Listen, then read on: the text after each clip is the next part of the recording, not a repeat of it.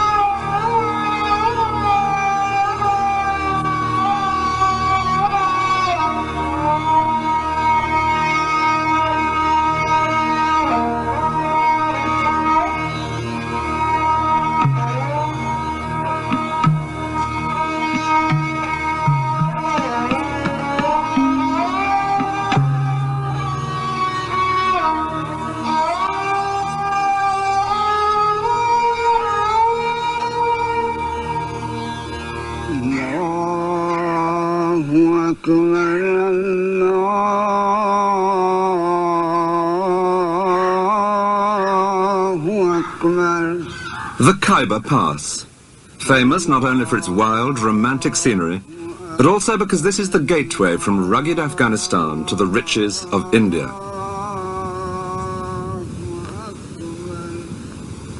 Through these mountains have come a succession of great conquerors, restless for new lands to plunder. Alexander the Great came by, so did Genghis Khan, and Tamburlaine. And if today the armed men are more local, in recent years most often the Mujahideen from Afghanistan, this remains a dangerous and exciting place, with the promise, once over the top, of India.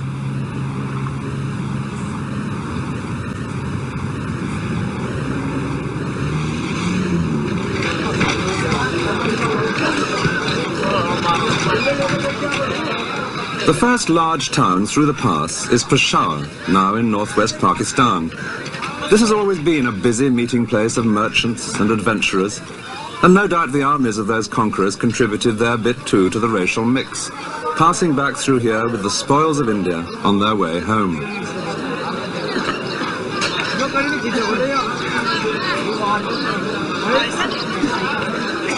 But one conqueror who came through here in the 16th century intended to stay in India. He was a buccaneer with royal blood in his veins. His name was Babur. Babur had a direct link with those earlier conquerors, being descended on one side from the leader of the Mongols, Genghis Khan, and on the other from that equally ferocious predator, Tamburlaine. But his own descendants would rule with even greater splendor. Their court in India became famous throughout the world for its lavish display, astounding the European visitors who witnessed this scene, and who would call these emperors the Great Mughals, meaning the Great Mongols. Their exquisite paintings and buildings, together with often grisly deeds of treachery, would add up to an irresistibly exotic Oriental melodrama. The family liked to imply that they ruled almost the whole world, enabling the lion to lie down with the lamb. But the early days of Babur himself had been very much humbler. His father had ruled a small kingdom to the north of Afghanistan, but he died when Babur was only 11, and his inheritance was grabbed by a stronger neighbor.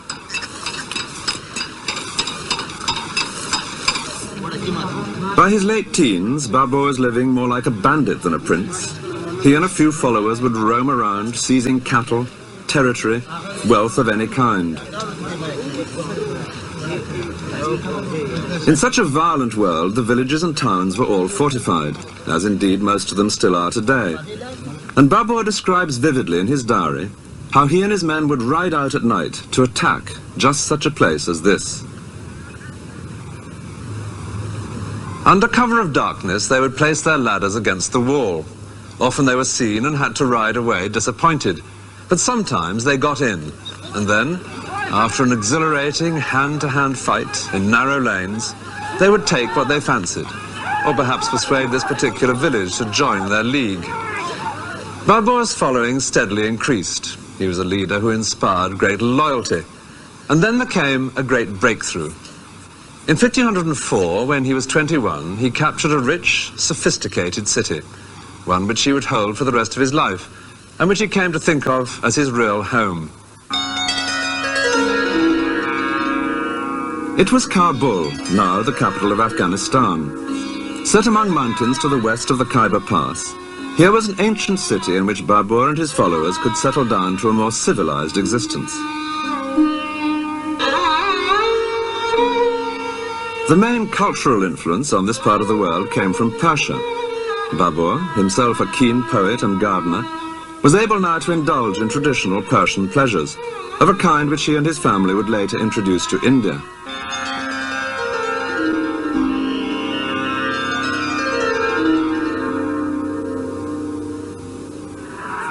But a ruler in those days could never relax for long. A regime based only on military power needed constant new conquests to bring in more territory, more wealth. In three directions, Babur's kingdom at Kabul was unable to expand. To the north was a powerful new ruler who had been grabbing vast territories, including Babur's ancestral kingdom. To the west was the even more powerful empire of Persia. To the south, desert. That left only the east through the Khyber Pass. Northern India was ruled by many rival princes, too busy fighting each other to be likely to combine against an invader, and the prize was a rich one. India was fertile, and an army could advance unopposed in these vast plains after victory in a single pitched battle. When the time for that battle came, Babur would have one great advantage, a magic new weapon.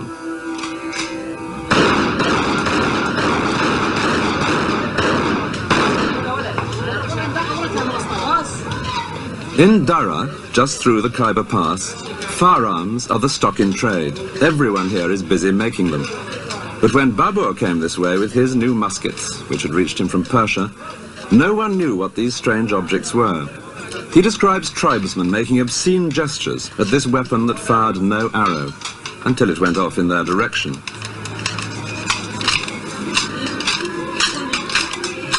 Nearly 500 years later, the magic of the musket may have been explained away, but it remains as important as ever to get hold of a good weapon, and people here will drill whatever barrel you require.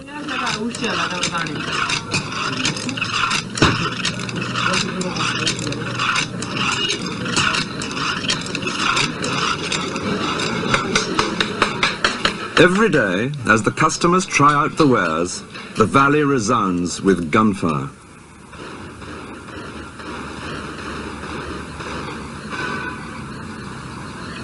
In addition to his muskets, Babur had some very elementary artillery. He had a Turkish gunner by the name of Ustad, meaning master, who'd been able to cast a mortar for him. A tubby vessel, something the shape of a deep vase, which when tilted upwards could fire a large stone for almost a mile. Babur had vastly enjoyed watching the hot metal being poured to cast this ultimate deterrent, and he loved the excitement when it was fired. The mortar could only manage 12 shots a day, so each one was something of an event, of which Babur kept himself well informed. A typical entry in his diary reads, "At the midday prayer, a person came from Ustad saying, 'The stone is ready. What is the order?' The order was, 'Fire this stone off, but keep the next till I come.'" But if the big mortar was just a wonderful toy, it was the muskets which would make the real difference. When Babur advanced into India, he would face a vast array of elephants and cavalry, a living force far greater than anything that he could match. But with his muskets, he was able to rely on a tactic which is now familiar to all of us from countless westerns. He lashed together 800 wagons with rawhide ropes, and behind this barricade, his musketeers only had to wait till the vast, glittering ranks of Indian elephants and cavalry came within range.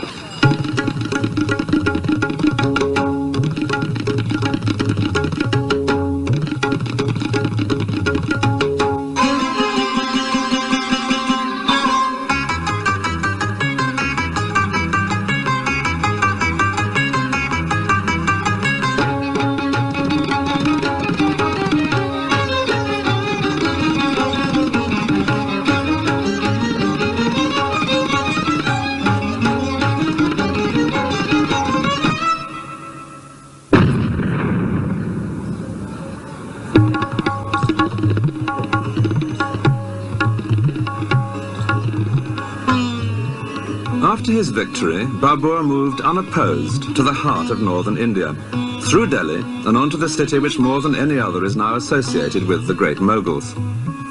All the famous buildings here in Agra were created for Babur's descendants and their families. The Taj Mahal is but one of many.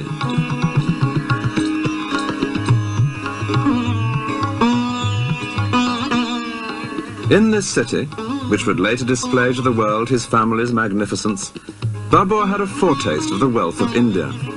Among the booty captured here was a rather large diamond, the Koh-i-Noor, which is now the jewel in the crown of the British Crown Jewels.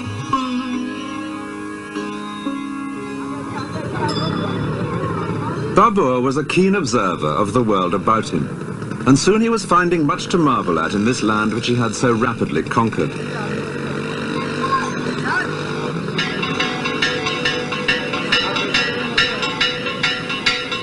Here was a culture entirely different from the Muslim world, which had so far been the limit of his own experience, a scene of colourful and noisy ritual, and one in which women, whether in stone or in flesh, played a far more visible role, as here in a temple in Udaipur.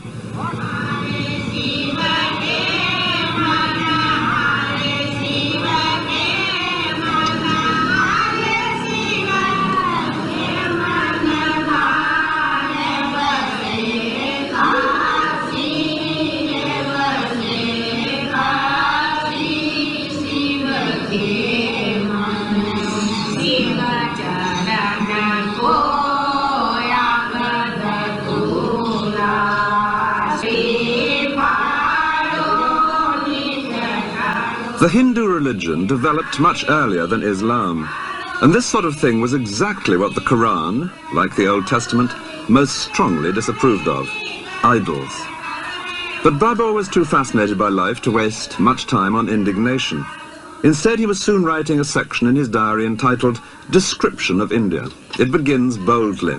India, he notes, is extensive, full of people, and full of produce.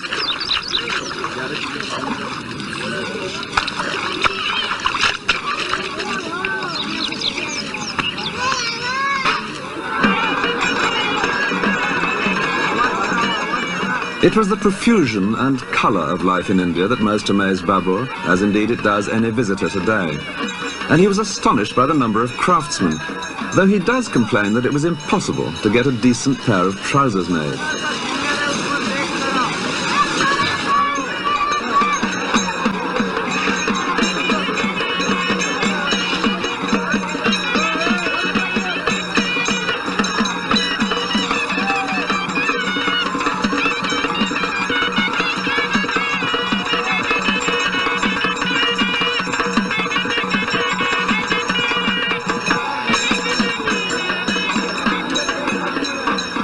With all wealth depending in the end on what the land and human skill can produce, it was perfectly evident that there were better pickings to be had here than in Afghanistan.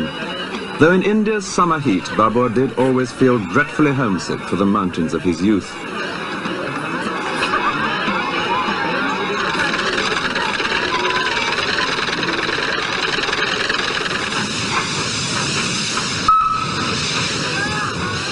The Hindu city of Gwalior, 80 miles south of Agra, was a place where Babur noted down his impressions in great detail.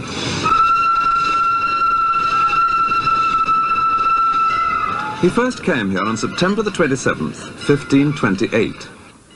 That day he had earache, and so had taken opium, which was causing him to vomit when he visited this great fort. But, like any good tourist, he put up with that.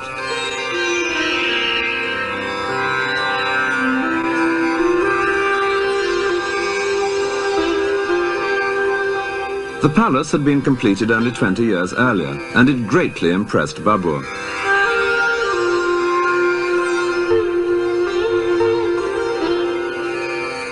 He noted the tiles, which included, he said, the semblance of banana trees.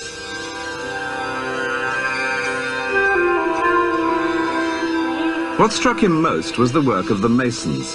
These were, he wrote, wonderful buildings, entirely of hewn stone.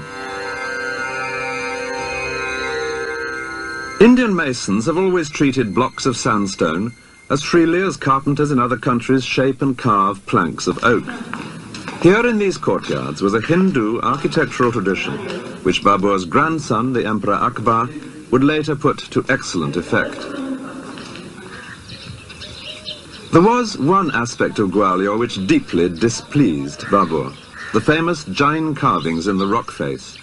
These idols, confided the emperor to his diary, are shown quite naked, without covering for the privities. I, for my part, ordered them to be destroyed. Upon his orders, the faces and the offending privities were smashed. Modern restorers seem to have partly agreed with him. Only the faces have been replaced.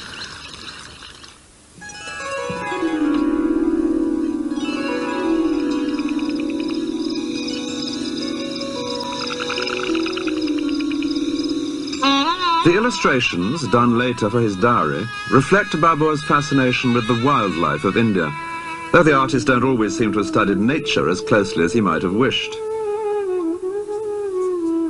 One frequent complaint in his text is the lack in India of good, cool streams.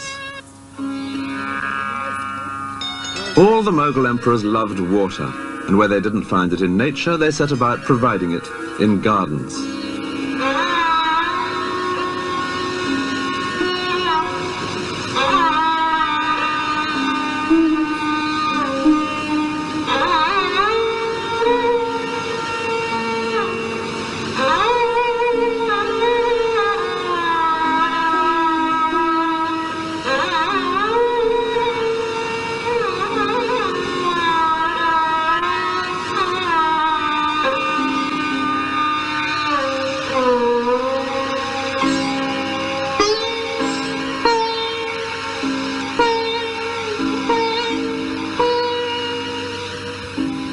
This garden in Agra, the Rambagh, is believed to have been laid out by Babur himself. It follows the rectangular system of the water gardens of Persia, just as in the paintings. Water flows through the channels laid for it and tumbles and trickles into pools, as the engineer carries out the plans approved by Babur himself. He had made several such gardens in Kabul, and the ones he created here in India no doubt helped to remind him of home. Babur would come to his gardens for a task which he very much enjoyed, that of writing up his diary from the notes he had taken all his life. And the tale he had to tell was among the most romantic of life's basic plots, the rags to riches story, from the early days, with sometimes just a couple of hundred followers, to all the wealth of India. And it was here in Agra that he decided to celebrate his success.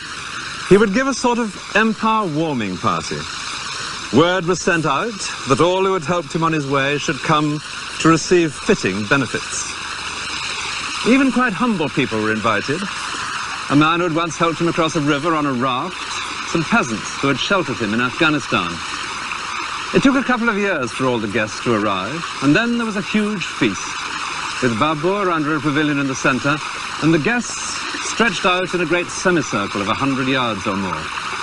There was much present giving, and dancing, and acrobatics, and general self-satisfaction.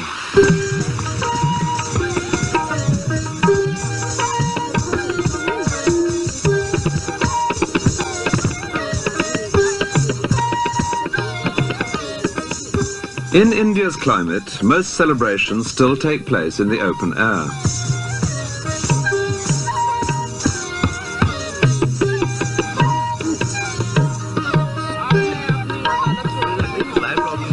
From everyday picnics to more special occasions, a meal on the grass or on carpets remains a part of social life.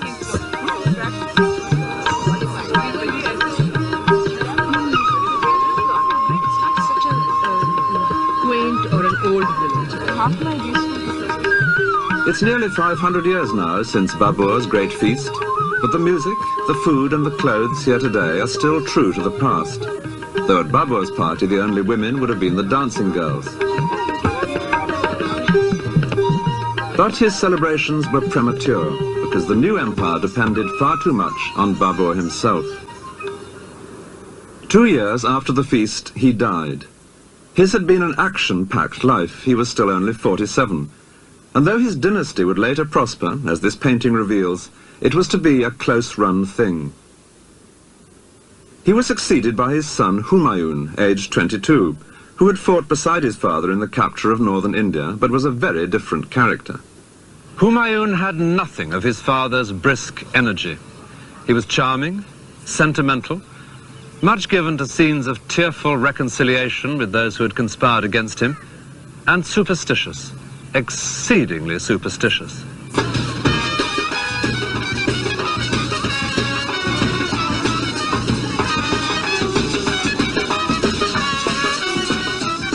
The superstition that dominated Humayun's life was one that is still an everyday feature of India.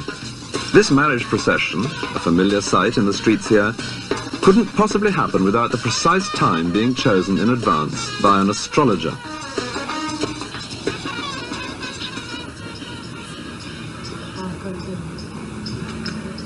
The mysterious compulsion to have one's horoscope done is not confined to the East. But Humayun tried to organize his entire civil service by the signs of the zodiac, far more ambitious than the simple personal attention that most people want from the astrologer. In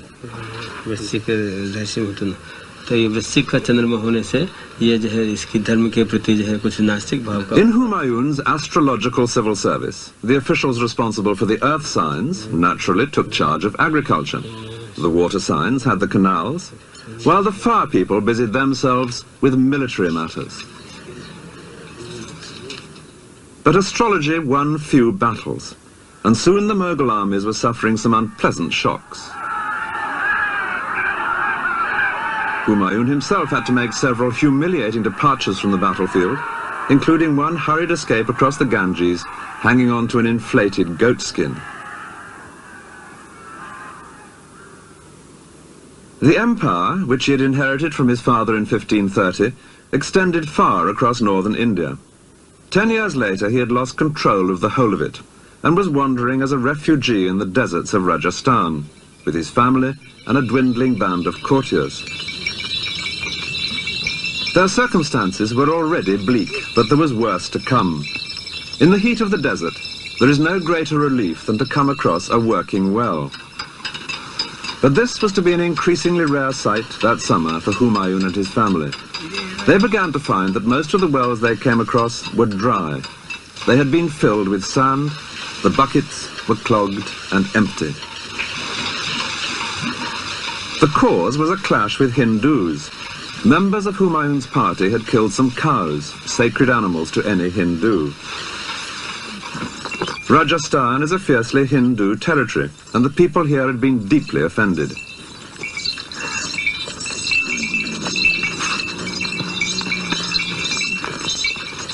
It was because of this sacrilege that the wells were being filled by followers of the ruler of Jaisalmer, one of the great desert strongholds of Rajasthan. This kingdom was just the sort of place Humayun's descendants would have to come to terms with if they were to recover and hold India.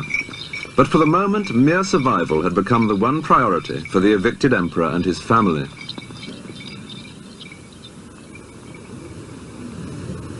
They plodded hopelessly on, though one small miracle, which was often later retold with delight in family history, did seem like a good omen. A young wife of Humayun's was just 15 years old, but was also 8 months pregnant.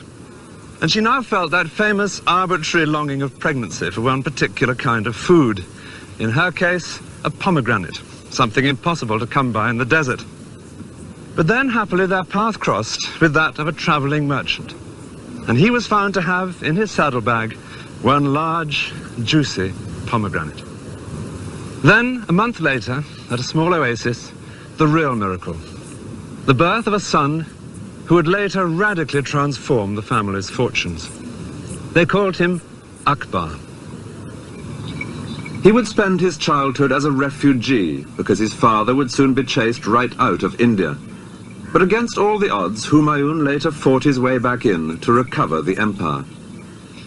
And Akbar, the child of the desert, would grow up to deserve, more than any other member of his family, that simple but resounding title, the Great Mughal.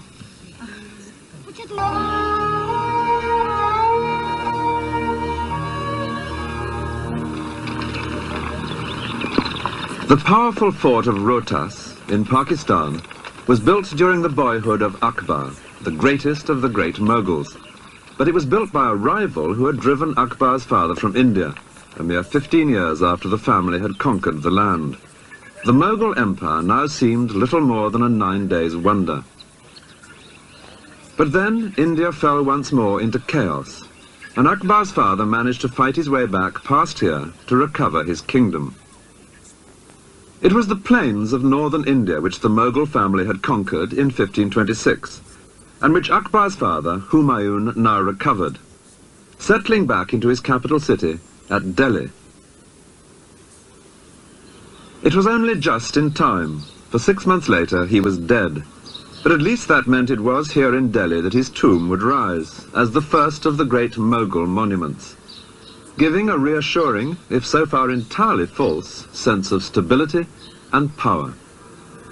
Above the tomb, a dome, like a bud which would later flower in the dome of the Taj Mahal, reflecting the Persian traditions behind the Mughal family.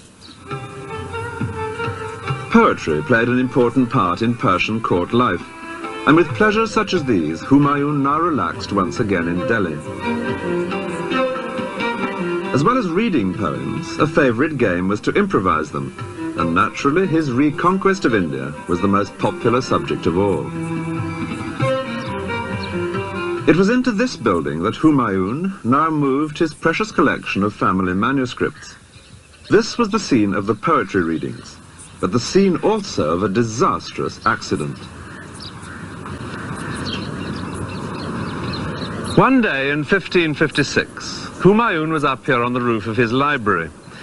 He'd been hearing the latest news from Mecca, from some pilgrims who had recently returned, and he was discussing with his astrologers the hour at which they expected Venus to rise, because he intended to hold an assembly at that propitious moment. And when that time had been agreed, he began to go down these steep stone steps. And then, something which the astrologers had evidently not foreseen. His foot was on the second step, when he heard a muezzin from the nearby mosque calling the faithful to prayer. And as Humayun turned to incline his knee in respect, he tripped in his robe and fell headlong down.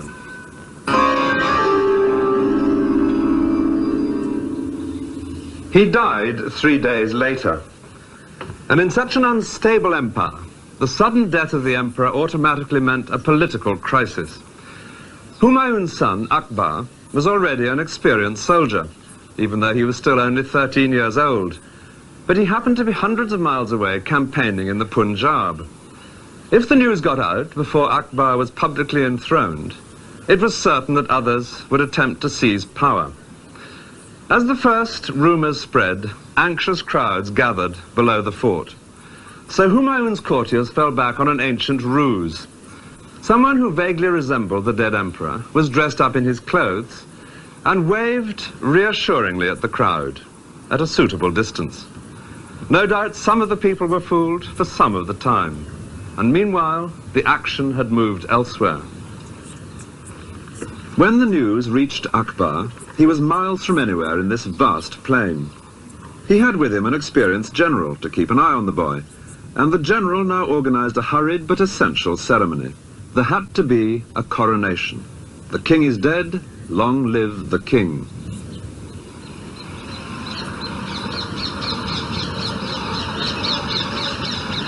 It's quite a pilgrimage now to get to the platform which commemorates that event.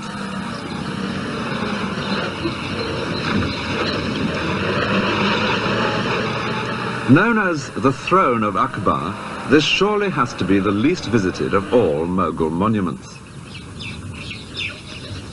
Well, here at last it is, with just some water buffaloes now standing where the courtiers did on that distant day, and a rather brutal Ministry of Works fence separating it from the surrounding countryside.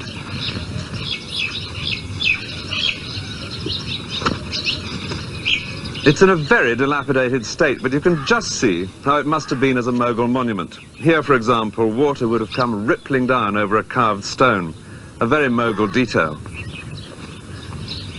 Dreary though this looks, it's a most evocative place, because that event, here in the middle of nowhere in 1556, was to be the turning point for Akbar's family, leading to more than 100 years of astonishing achievements. But on the face of it, as he sat here that day in a golden robe specially made for the occasion, the prospect was bleak. It was only to his own army grouped around him that he was emperor. Others would have different ideas. His claim to rule was not that strong. His father and his grandfather had between them notched up only 15 years ruling in India. And there were plenty of rival rulers who would now see a young boy on the throne as just the chance they'd been waiting for. As proof of that, it wasn't long after Humayun's death before a large Hindu army captured Delhi, and then moved in this direction to drive Akbar from India. In the resulting battle, the Mughals were heavily outnumbered, and if they'd lost that battle, there would have been no Mughal empire. In the event, they were saved by a stroke of luck.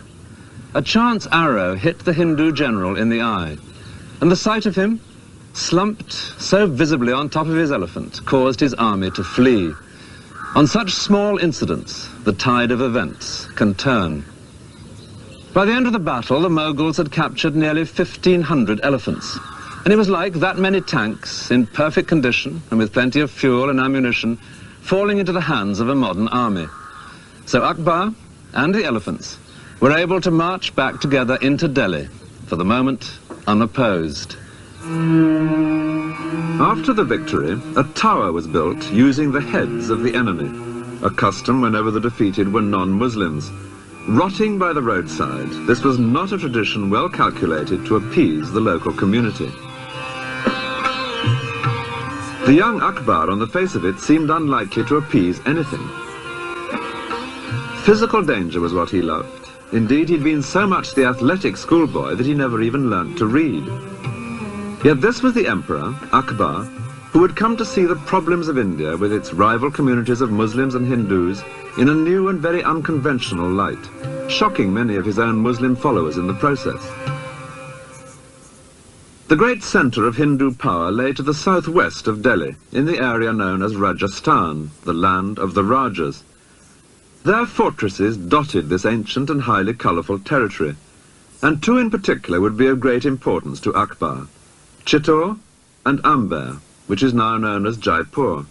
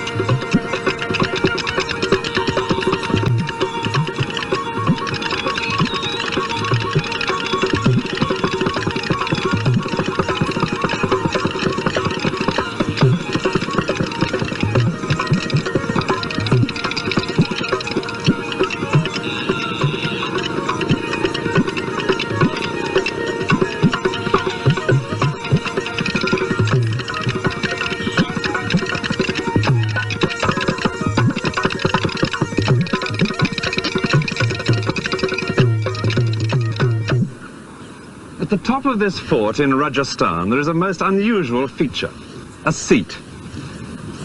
It's perfect now for enjoying a quite spectacular view, but that wasn't its purpose. It seems that this was a throne for use in times of siege. Here the Maharaja would sit, exposed but visibly in command, conducting the campaign if there were enemies below to be driven back. From this perfect vantage point, he could see the build-up to an assault and choose where to fling his own men into the attack.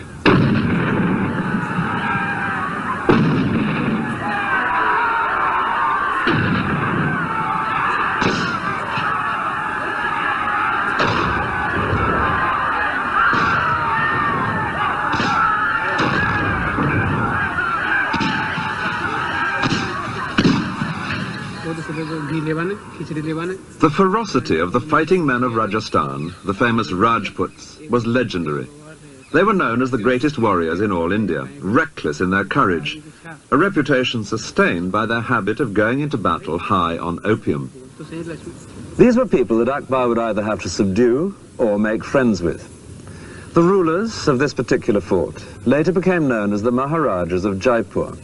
They came to terms with Akbar, and the beauty of their city, the largest in Rajasthan, suggests that there were advantages in doing so.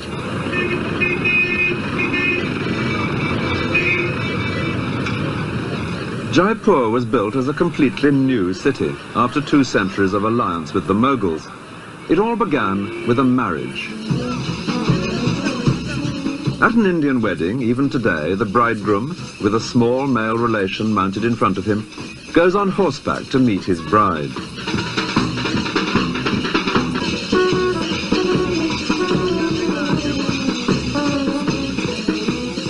But when Akbar took a wife from the ruling family here in 1562, it was out of the question that he should ride to her. It was she who was sent to him.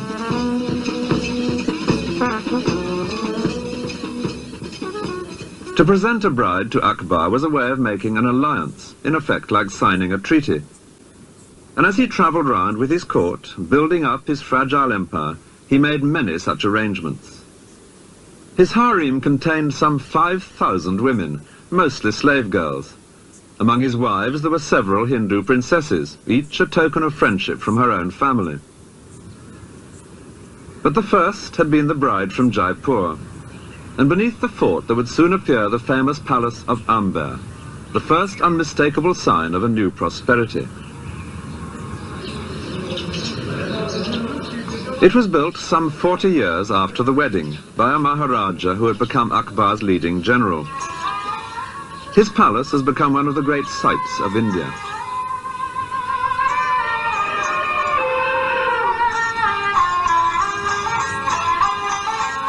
For the tourists, an elephant ride up to Amber is a compulsory item on everyone's schedule.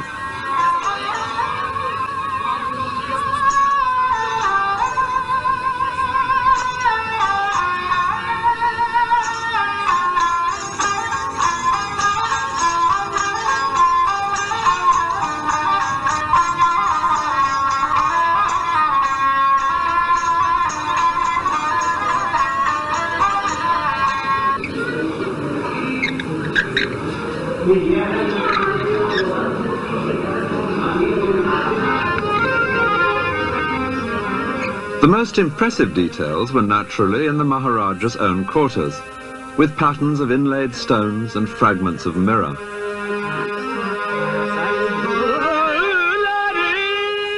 Here, in pavilions placed between the public part of the palace to one side and the harem to the other, the ruler could entertain either outside visitors or his own women, in surroundings that would delight them all.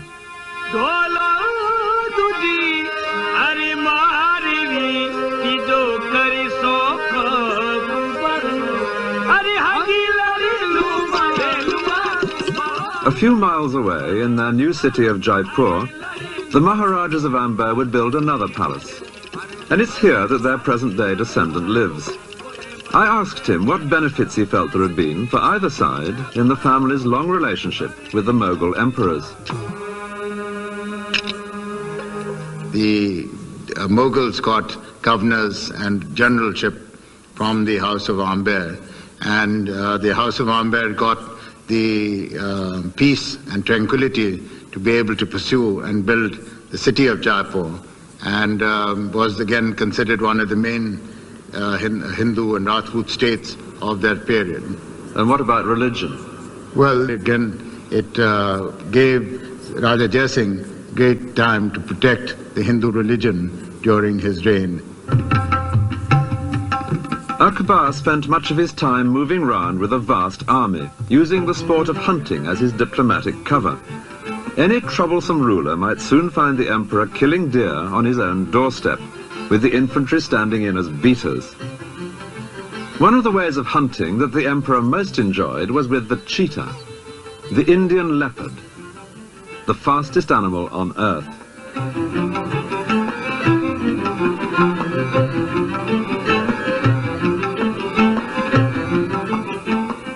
It can be unleashed for the kill like a hawk.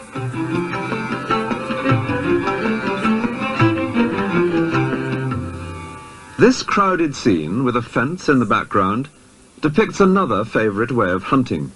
Akbar's soldiers would drive the deer in from miles around in an ever-shrinking circle. Then, as soon as the terrified animals were contained in a small enough space, the portable fence would be put up around them, and riding in with sword or lance or gun, the emperor would indulge in an orgy of killing. On one occasion, on a vast plain such as this, 50,000 beaters drove in game from 60 miles around, a very large army in disguise. No wonder most rulers proved friendly when Akbar passed by. But there were exceptions, in particular the Rana of Mewa, who held the great fort of Chittor. As the senior prince of Rajasthan, he openly scorned the House of Amber for having given a daughter to the Mughal harem. Akbar determined that this proud knee must bend. In 1567 he arrived below the fort with his army, which included Hindu princes from Amber. Chittor itself is nearly 4 miles long, but Akbar's camp extended 10 miles. It was to be one of the most famous sieges in Indian history. Akbar used 2 methods of assault, both of which are shown in these views done by his painters. One was mining, burrowing under the walls with explosives. The idea was to blow up a section for the soldiers to enter the fort, but fuses were unreliable, and the Mughal army suffered a major disaster when a charge went off in 2 stages. The first blew the intended hole in the wall, but the second exploded as the Mughals stormed the breach, killing several of Akbar's favourite officers. The other method was a fortified corridor, which was gradually extended until it reached the walls. From its protection, snipers, often including Akbar himself, would get closer and closer shots at the defenders. For 4 months, this daily trial of strength dragged painfully on. The siege came to a sudden end because of a single bullet. There had appeared on the ramparts on that particular day a Hindu officer, and in the way of the times, the bullet that killed him was soon credited to the gun of the emperor himself. It's true that Akbar did take an active part in the daily business of sniping at the fort, and it may well be that he did fire the lucky shot. But the significance of what had happened was not immediately appreciated in the Mughal camp, until they observed that fires were breaking out all over the fort. Then the Hindu generals in Akbar's army were able to explain to him what was happening.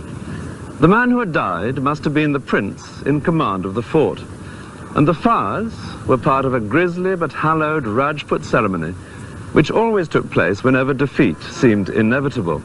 यानी कि हम जब राजपूत हार जाते हैं तो भी हमारी राजपूत परिवार की स्त्रियां जोहर में जलती हैं. जोहर शब्द का मतलब The Johar, described to every visitor here, is the favourite incident in Chittor's history, a symbol of the unyielding pride of Rajasthan.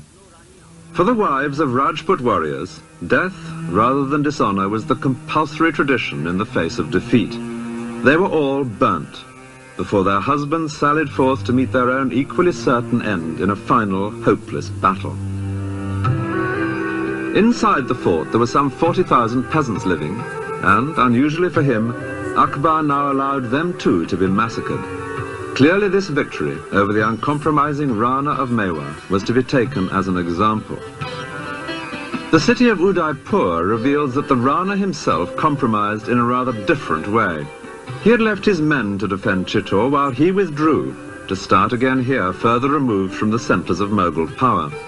An unglamorous decision, but it preserved the independence of his house, which never intermarried with the Mughals, and it gave us one of India's most beautiful cities.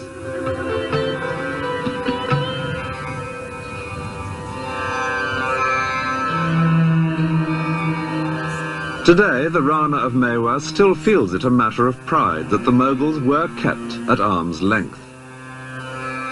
Now, we knew that if we were going to compromise with the Mughals, we would not be allowed to live with any self-respect in a Mughal court, and therefore we were very keen to protect our self-respect.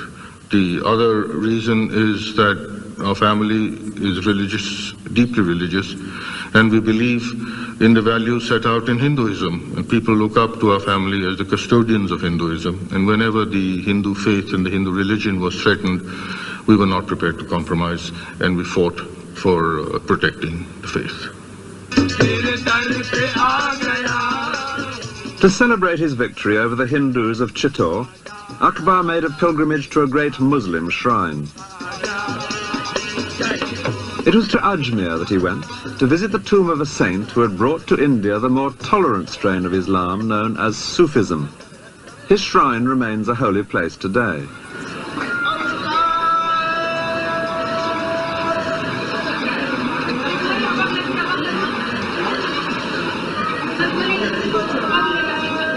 The saint here had died 3 centuries before Akbar's visit, but it was to be a living saint who had now become of great importance to the emperor.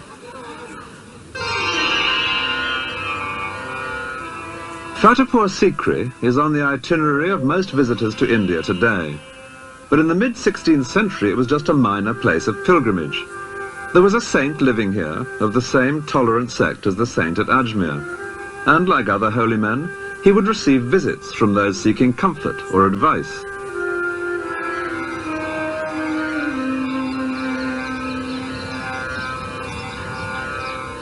In 1568, one of the pilgrims who came for advice was the young emperor, who would later build at the top of these steps the great Victory Gateway leading into the mosque. When Akbar came to visit the saint who lived near here, he brought him a pressing problem. He was now 26, but in spite of his large number of wives, he still had no son. Well, the saint gave an uncompromising answer. Without hedging his bets, in the usual way of soothsayers, he declared categorically that the emperor would have not 1 son, but 3. Soon after these comforting words, news came that the Hindu princess from Amber was pregnant. For safety's sake, Akbar sent her to live near the saint, and here a boy was born. A year later, another princess was pregnant. She too was sent here, another son. And 2 years after that, a third boy, exactly fulfilling the saint's prophecy. But with a track record like that, an emperor does not stand idle. And that was why, over the next few years, Fatehpur Sikri became increasingly important in Akbar's life. The palace, which Akbar would now build beside this mosque, was a gesture of gratitude to the saint, of confidence in the future, and of exuberance. An exuberance reflected, it's pleasant to imagine, in an entertainment offered to the visitors here by one particular old man, several times a day.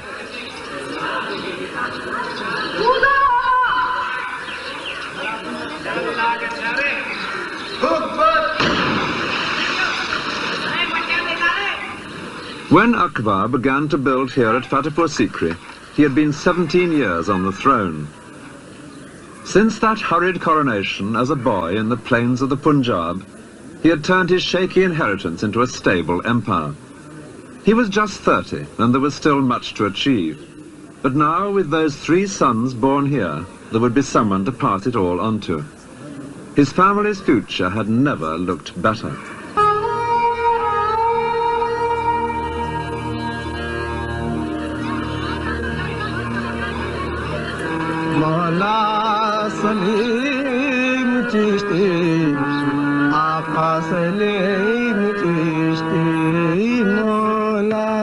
The hilltop round the mosque at Fatehpur Sikri was bare in the 16th century. Then, at amazing speed, an extraordinary group of buildings appeared here, the heart of an empire, all bustle and business. But that lasted just 14 years, after which the place was deserted, and it's remained so ever since. This is not a ghost city, it's a ghost palace. In these courtyards, the Emperor Akbar created his own very original concept of a place where a ruler could feel really at home. Akbar decided to build here because of a local holy man, or saint, so the mosque was always central to Fatehpur Sikri.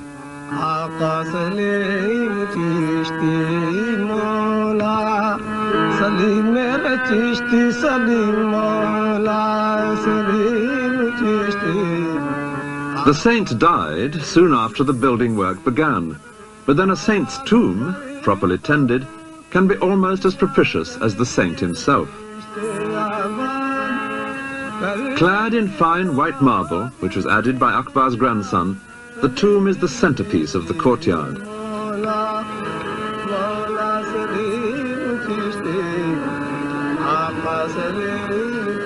A daily custom in the shrine, out of sight behind the carved marble screens, reveals precisely why Fatehpur Sikri was built. Women tie threads to the screen. Each is a wish for a child, a reminder that when Akbar came here without an heir, the saint told him he would have 3 boys, and when he did, the builders were called in. Akbar chose a Hindu style of architecture, and no doubt most of his labourers were Hindus too. Certainly the women.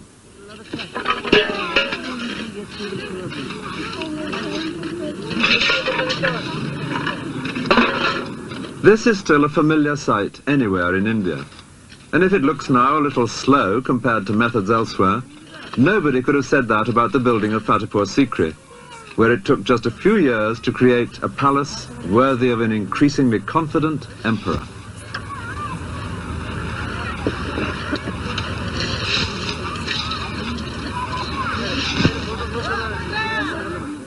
This was the area over which Akbar, at the age of 13, had inherited very shaky control.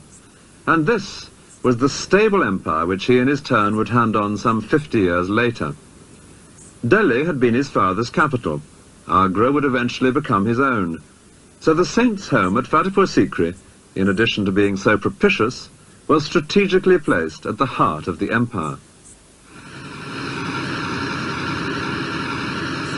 A visit to Fatehpur Sikri is the best way of discovering the kind of life that went on around a Mughal emperor. Yes, coming.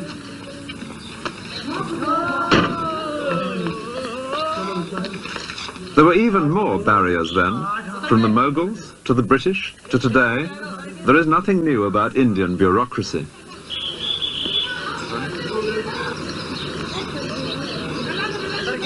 We take it for granted now that you can walk straight into any town. But in those days, the town gate was a real obstacle, always shut, for example, at night.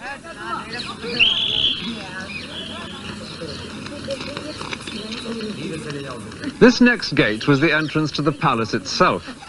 Whenever the emperor came through here, there were musicians playing for him in the room above. But for the rest of us, the name of this one has a somewhat familiar ring. It was known as the Naubat Khane, which means roughly the house of taking one's place in the queue.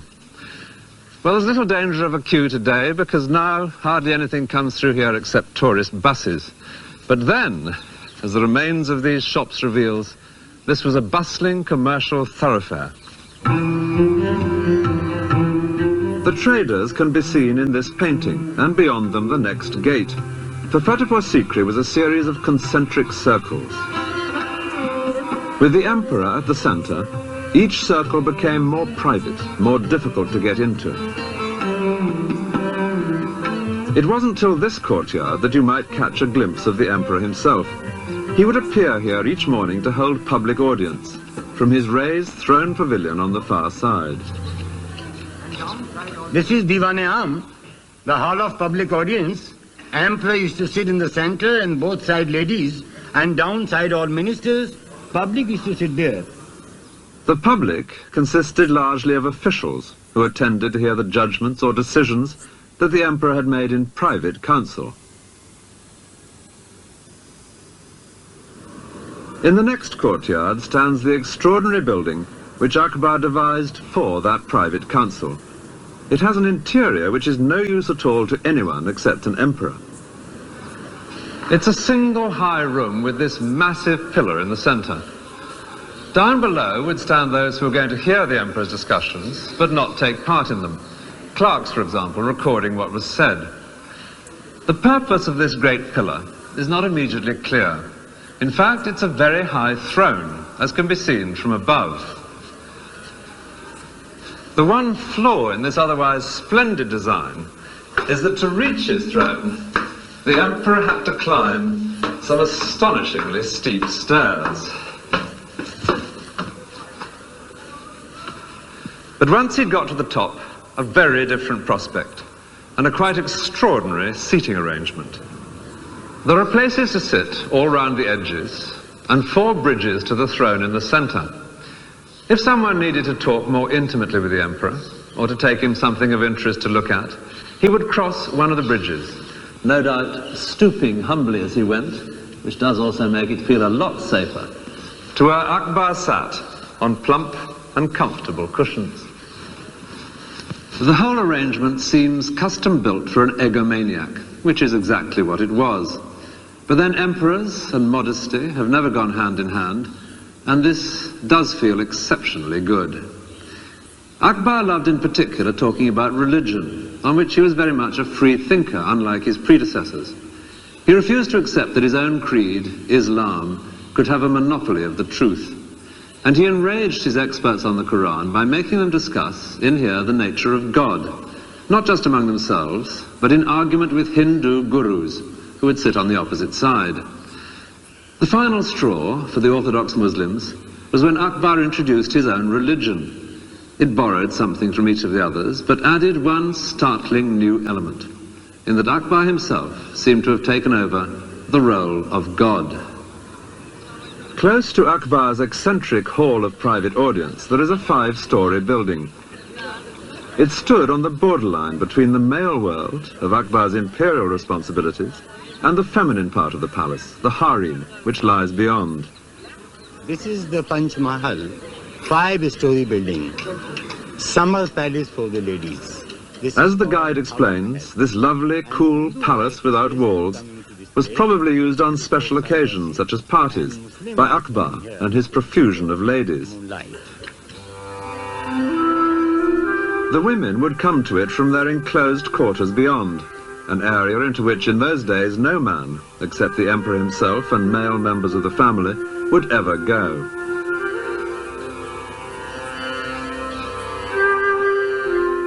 Akbar provided intricately carved surroundings for his harem, which included both Muslim and Hindu wives. But the method of construction at Fatehpur Sikri is entirely Hindu, with the straight lines of great stone pillars and beams instead of Muslim curves. These rooms were lovely places to loll and chat in on a warm evening. If they look a bit stark now, it's because they're unfurnished. This is like viewing an empty flat, and as on that occasion, the trick is to imagine the missing items. Not just the girls themselves, but pretty things in the alcoves, cushions to recline among, and above all, carpets. An English visitor to India marvelled at the rich display of carpets. All their bravery, he wrote, is upon their floors.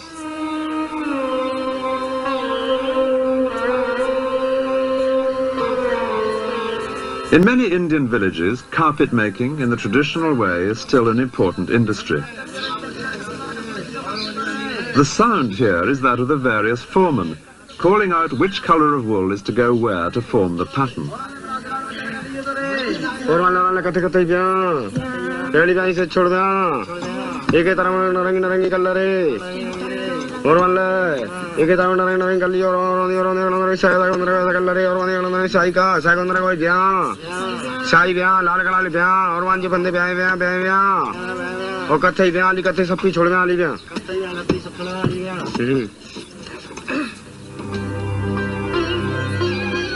The daily life of Akbar's court is known to us in great detail thanks to one man, a fascinating character, a writer who became a close friend of the emperor. His name was Abul Fazl. In Fatehpur Sikri, at a discreet distance from the harem, is this house. It's believed to be the one in which Abul Fazl lived. He'd come to court in his early 20s, and his great intelligence, combined with an almost unlimited willingness to lay on flattery with a trowel, both of them qualities which endeared him to Akbar, meant that he soon became, in effect, the emperor's resident intellectual. The great task which Akbar entrusted to him was the recording for posterity of his life and possessions and achievements. And these 3 fat volumes are less than half of what Abul Fazl wrote. Indeed, in the printed version, his work amounts to some 4,000 pages. The greater part of that is his history of Akbar's reign. And this was a project organized with a thoroughness typical of the emperor. Orders were given that all his elderly relations and the oldest palace servants should write down everything they could remember about the past. As to the present, there were now to be 2 scribes on duty every minute of the day, noting down everything that happened. An Englishman visiting the Mughal court wrote that no part of the emperor's day goes unrecorded. No, not so much as his going to the necessary, or how often he lieth with his wives, and with whom, so that it may appear in the chronicles. Well, the chronicles were what Abul Fazl provided, and illustrating them became the most important task for Akbar's great studio of painters. In this house there lives a family of painters who have practiced their craft here for generations, for the most part producing images in the traditional styles of the past.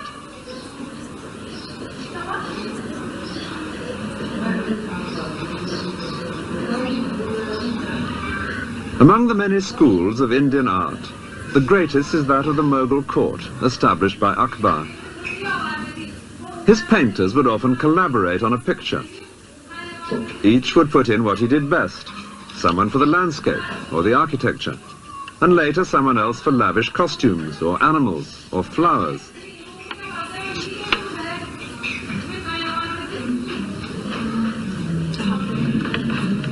And always someone for the most skillful task of all, the faces. They had to be recognizable. What Akbar looked for in a painting was an accurate image of the life that he knew.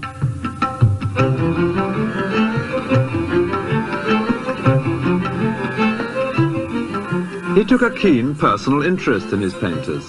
Pictures were regularly brought to him for his comments or approval.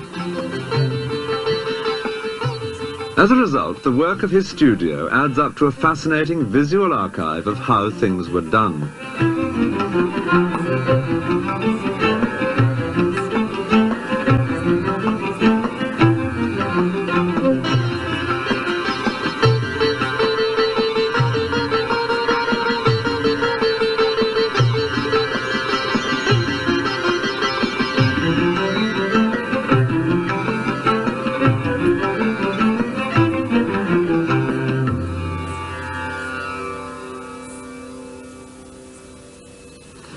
In his great work, Abul Fazl also collected masses of dusty information about the empire and how it functioned. Statistics, for example. There are columns and columns of them, and they run on for page after page after page. And then there are fascinating nuggets of very unexpected information. The ranks of the camels and their servants, or regulations for oiling camels and injecting oil into their nostrils. Whenever anything worth having has been invented, it's invariably credited to Akbar himself. Under the manner of cleaning guns, we learn that this used to be a most laborious task. But His Majesty, from his practical knowledge, has invented a wheel, by the motion of which 16 barrels may be cleaned in a very short time. The wheel is turned by a cow. And then there are fascinating details about Akbar's daily routine. We learn that he never drank anything but water from the Ganges, which was carried with him wherever he went. And he had the great luxury of ice arriving every day of the hot Indian summer in an endless succession of boats and carts from the distant Himalayas. He only had 1 meal a day, but the fuss that caused was phenomenal on its long journey from the kitchen. India's housewives still prepared dishes for their husbands to take to work in that splendid Indian invention, the tiffin can. But Akbar's dishes were sealed for a different reason, fear of poison. Before sealing, each was tasted by 3 officials. If anyone was going to die in instant agony, it would not be Akbar. One of the greatest bonds between Abul Fazl and Akbar was a shared love of religious speculation. And Abul Fazl spends a great deal of space in this volume describing the beliefs of different religions. So both men were equally delighted when a third element was added to the discussions held here at Fatehpur Sikri between Muslims and Hindus. There arrived from Goa something entirely new, a couple of Jesuit missionaries. Christian engravings had already begun appearing in the elegant scrapbooks kept by Mughal courtiers, because the Portuguese had now been in Goa, on the west coast of India, for half a century. Distributing images of this kind was a part of missionary activity. The efforts of the missionaries did lead to some surprising juxtapositions. The companion for Jesus is Akbar's own son, Jahangir. Akbar's Muslim advisors were ordered by the emperor to engage in debate with the two visiting Christians. Akbar expected some sort of truth to emerge. Vain hope. The Jesuits pitched into the Muslims with such vehemence that the emperor himself had to take them aside to advise caution. Even so, they stayed for 3 years in Fatehpur Sikri, only leaving in despair when Akbar announced his own new religion. But at least they had provided some interesting new themes for Indian artists.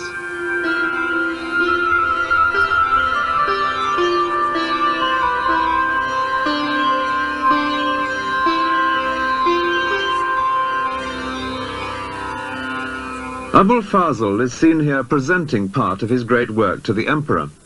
He never quite completed his history of the reign because he died 3 years before Akbar.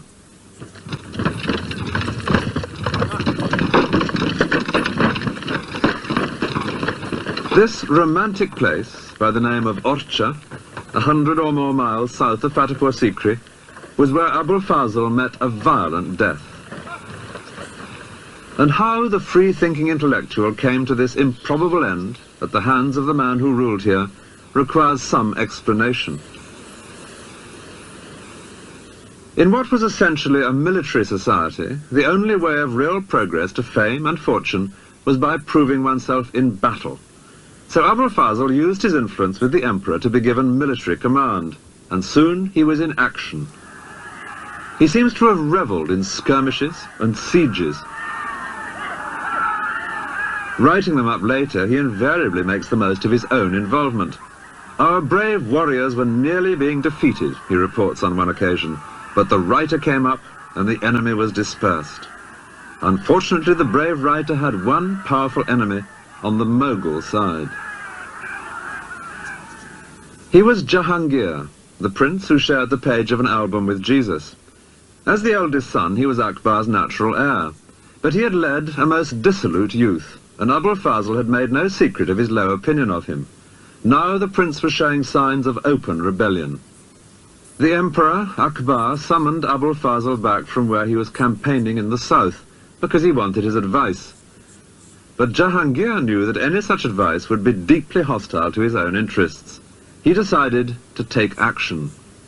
Far to the south of Agra and Fatehpur Sikri, Abul Fazl was busy campaigning on the distant borders of the empire when he received Akbar's summons to return to court. He set off, confident as ever, to advise his emperor. But his journey would lead him straight into an ambush. Jahangir was friends with the Raja who had his stronghold at Orcha, and he knew that Abul Fazl would have to pass by here on his way north. So he sent word that if the Raja would stop that sedition monger and kill him, he could expect every kindness from the prince. Abul Fazl and his small party were overwhelmed here by about 500 horsemen. He'd had advance warning of the ambush from a spy, and it seems he could have escaped. But he was playing to the hilt his new role of Mughal warrior. He fought to the death. As proofs that the deed was done, his head was sent to Jahangir. And tradition completes an unsavory tale by adding that the prince threw it into a latrine. I can't help identifying with the writer who'd worked so hard collecting facts to glorify the Mughal court. It was an unworthy end. A great new palace nearby at Datia was begun by the Raja a few years after he had disposed of Abul Fazl. Its opulence suggests the scale of reward for political murder. The new building was in the same style as Fatehpur Sikri, but ironically, Fatehpur Sikri itself had already been abandoned. It seems the water supply had failed, so the imperial caravanserai moved on, leaving only the ghosts of a brief 14 years of glory.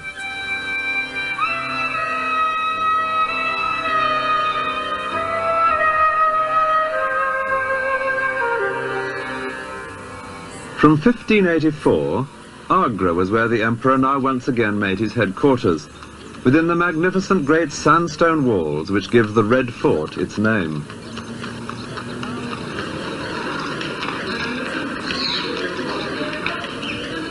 They were walls and gates which Akbar himself had built before his move to Fatehpur Sikri. The last years of his life were darkened by the question of the succession. Akbar was now in his 60s, and he had no great liking for his son Jahangir, the murderer of Abul Fazl. The rumour was that he might skip a generation.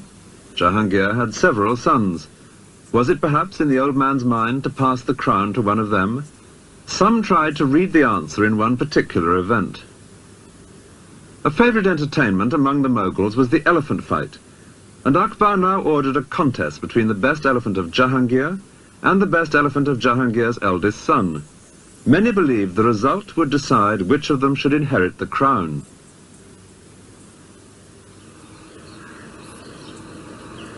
These elephants are high on the wall of the Red Fort at Agra, above where elephant fights invariably took place. Akbar sat up here watching, surrounded by courtiers, while the two elephants fought it out in the open space below. In the event, it was the elephant of his son, Jahangir, which won. A month later, Akbar died, and he did decree on his deathbed that Jahangir should succeed him. But the real person to have watched on that day of the elephant fight was a 13-year-old boy who sat up here beside his grandfather. He was a younger son of Jahangir, who had become known as Shah Jahan, and he would add a new and darker strain to his family's history. He would kill brothers, nephews, cousins on his path to the throne.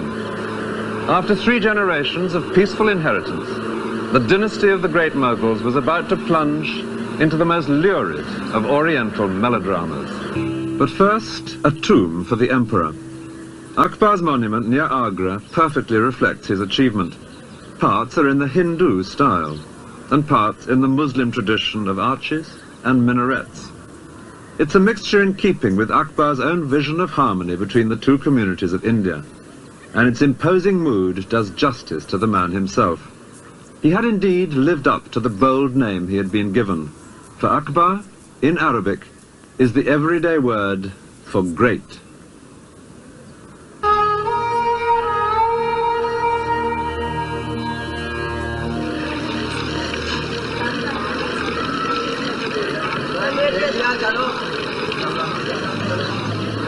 The lake of Pushkar in Rajasthan, one of the holiest places in India. Hindu pilgrims have been coming here for more than 1,500 years.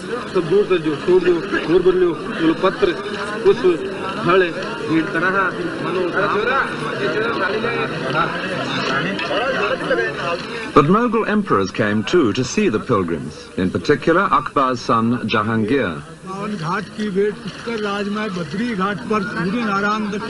Jahangir loved to observe everything that went on in his empire, including the details of the various rituals.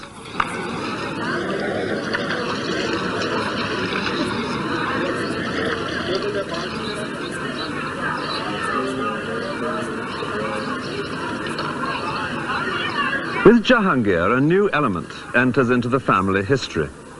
He was the first great Mughal to inherit a stable empire, which meant that he was also the first who from the start could relax and enjoy himself.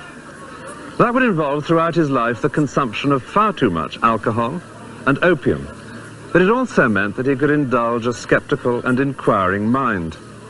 When he came here to Pushkar one day in 1615, he was told, as no doubt every visitor was, that this holy lake was bottomless. Well, the tourist is supposed to reply, how fascinating. Not Jahangir. He called for a plumb line and sent men out in boats all over the lake. He was delighted to be able to prove that at no point was it more than 18 feet deep. But somewhere beneath these waters there are some pieces of broken stone which suggest a darker side to his character.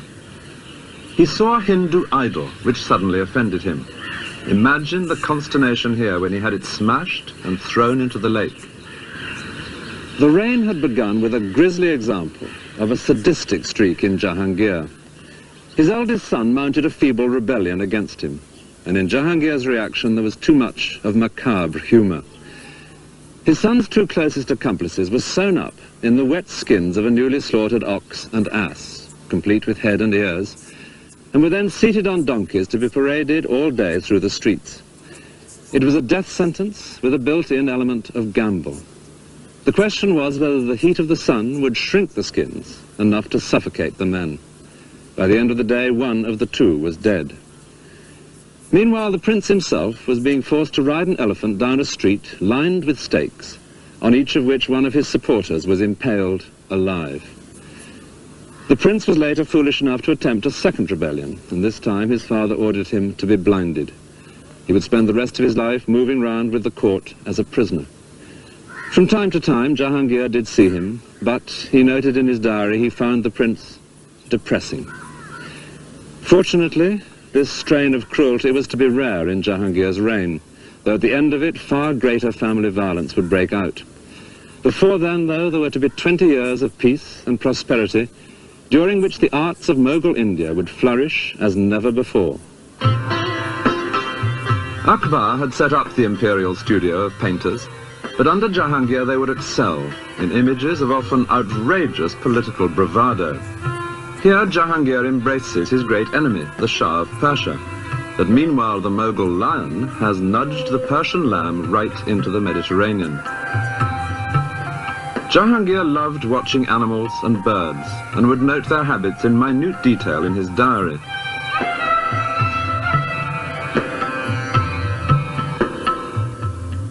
But the diary is just as detailed about his own habits, recording with great precision his decline into alcoholism. From wine he turned to spirits, and then to double distilled spirits.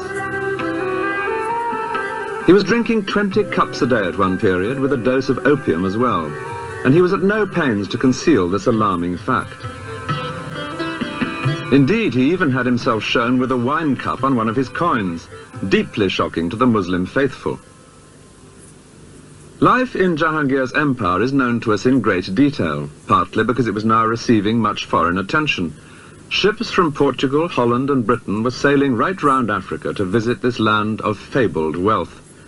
It was from the port of Surat in 1615 that a very articulate Englishman set off inland on an arduous journey to seek out the emperor, who was with his army a few miles from Pushkar at the city of Ajmer. Actually, by a strange coincidence, there were two Englishmen here in Ajmer that winter of 1615. They couldn't have been more different, though they did decide to share lodgings. One was the first official British ambassador to India. King James I had sent him out to try and set up a trading agreement for the newly formed East India Company. The man chosen for this difficult task was Sir Thomas Roe, and he describes how he met in Ajmer that famous unwearied walker, Tom Coriat. Coriat was a writer who had indeed spent 3 years walking to India, but was determined that his readers should see him on an elephant. He was lucky to be alive, since his idea of good Christian behavior was to climb the minaret in mosques and to shout down that Muhammad was an impostor. Roe was soon deeply embarrassed by his eccentric compatriot. Coriat was something of a linguist, and he now addressed to Jahangir a speech in Persian, which was fine until Roe discovered what he was saying. He was asking the emperor for money, which Roe considered unseemly in an Englishman. Roe himself, by contrast, had brought presents for the emperor, which was essential for an ambassador because presents played a major part in Mughal court life. Indeed, Roe describes how people would hold up in the air the gifts they had brought for Jahangir, and if something nice caught his fancy, he would ask that person what business he had come upon. Unfortunately, Rowe's presents, which had been provided by the East India Company, turned out, when they were unpacked, to be mouldy, which provoked a very sharp letter home. Even so, he did make progress at court, and soon he was invited to one of Jahangir's evening parties.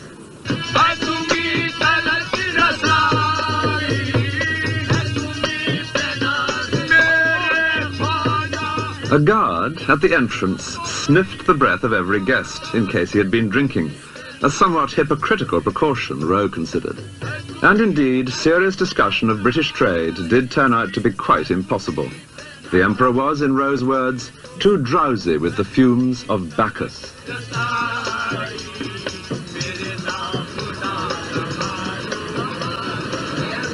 The day came when the whole imperial court was to move elsewhere, and Sir Thomas Rowe stood at this gate to watch the Emperor's departure.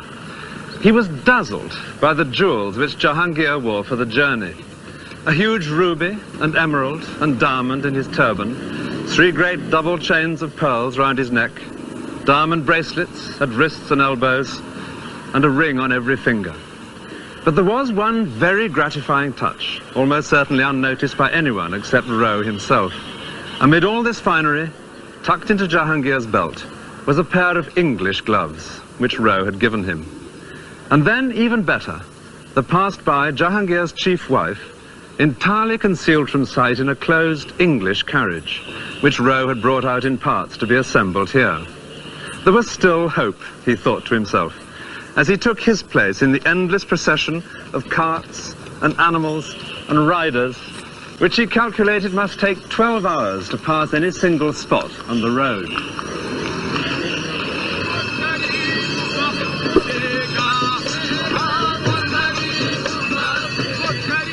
The Emperor's own travelling palace itself needed 600 animals to move it from one place to the next. And when the whole city of tents was set up, Rowe considered it one of the wonders of his experience. It was some 20 miles around. Here the daily life of court and government could be carried on just as in a permanent city of stone.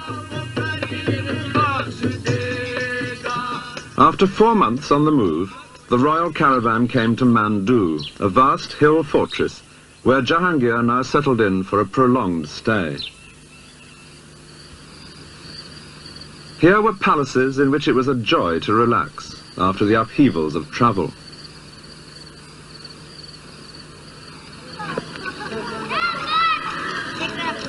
Mandu had been brought within the empire by Jahangir's father, but there had been Muslim rulers here long before the Mughals came to India. Jahangir was particularly impressed by the superb mosque which they had built in the 15th century. Today, in its corridor of arches, the sound is no longer that of prayers. It is the conversation of bats.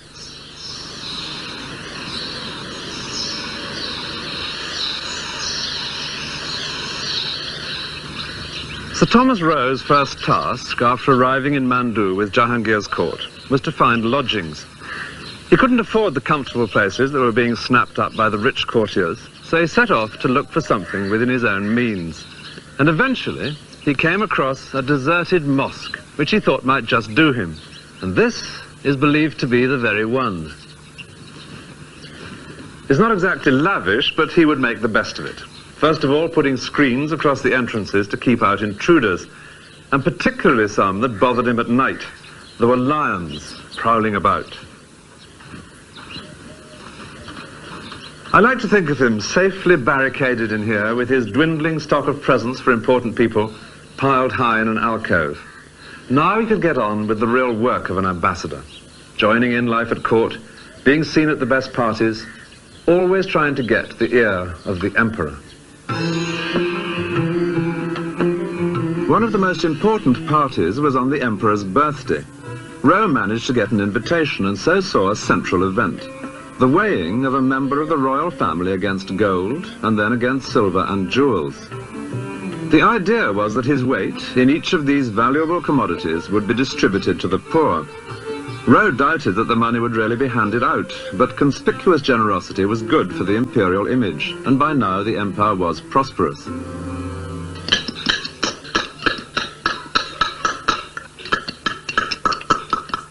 Nearly all rulers bring prosperity to the masons as they build palaces for themselves or temples to God.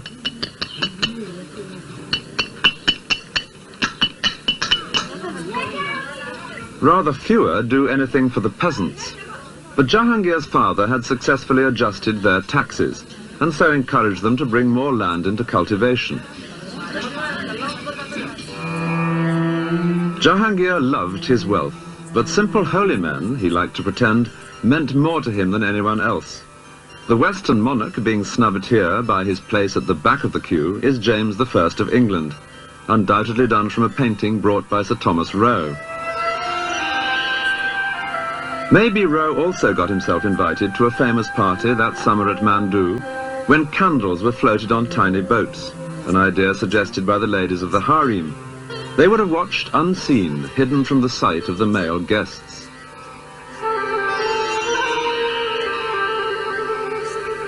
Every new day that Sir Thomas Roe woke up in his makeshift home at Mandu, it became more and more clear that he was getting nowhere in his main task, that of winning a trading agreement for Britain's East India Company. And by now he was well aware of the reason. He was often with the Emperor, who seemed very friendly, but he was nowhere near the real seat of power.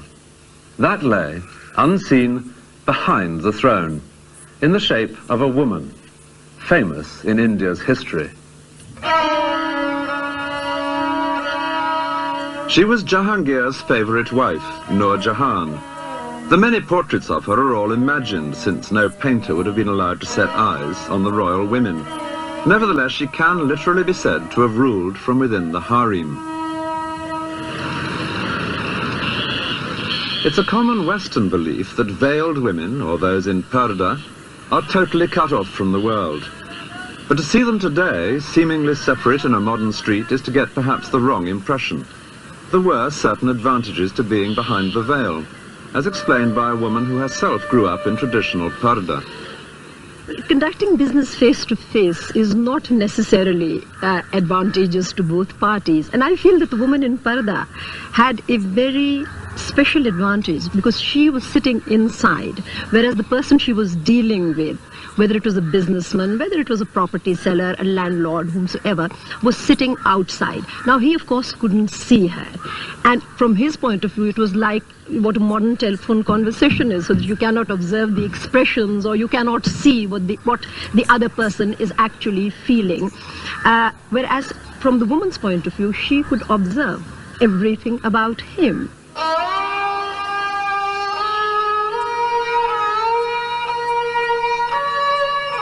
Behind every beautiful carved grille in a Mughal palace, there were attentive eyes and ears. Eunuchs would move in and out of the harem with messages and instructions. Some of the Mughal women even owned ships which traded overseas. So Jahangir's powerful wife, Nur Jahan, was not so much the exception as the best possible example of what could be achieved from behind the veil.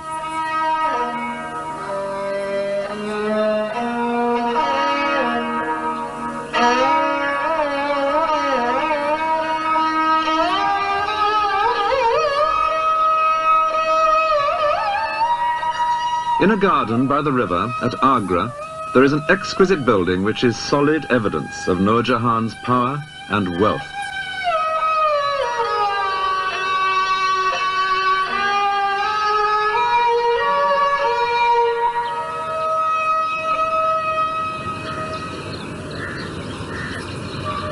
This is the tomb which she built for her father.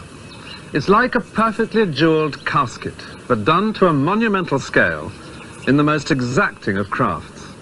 The inlay, in white marble, of intricately shaped and many-coloured stones, each set in so precisely that to the touch alone you could think it an unbroken surface.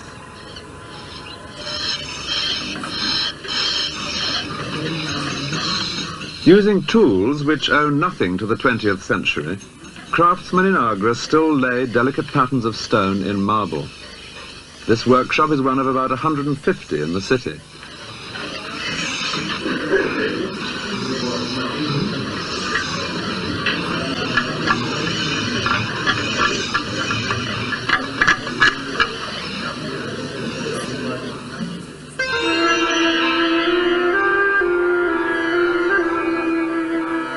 The Taj Mahal, which at a distance looks pure white, is decorated all over with this kind of inlay on a massive scale. This is the tomb of Nur Jahan's niece. And just a couple of miles upstream from the Taj Mahal is the earlier tomb, the one she built for her father. The most spectacular of Mughal monuments, both for people born into her family and only connected by marriage with the Mughals.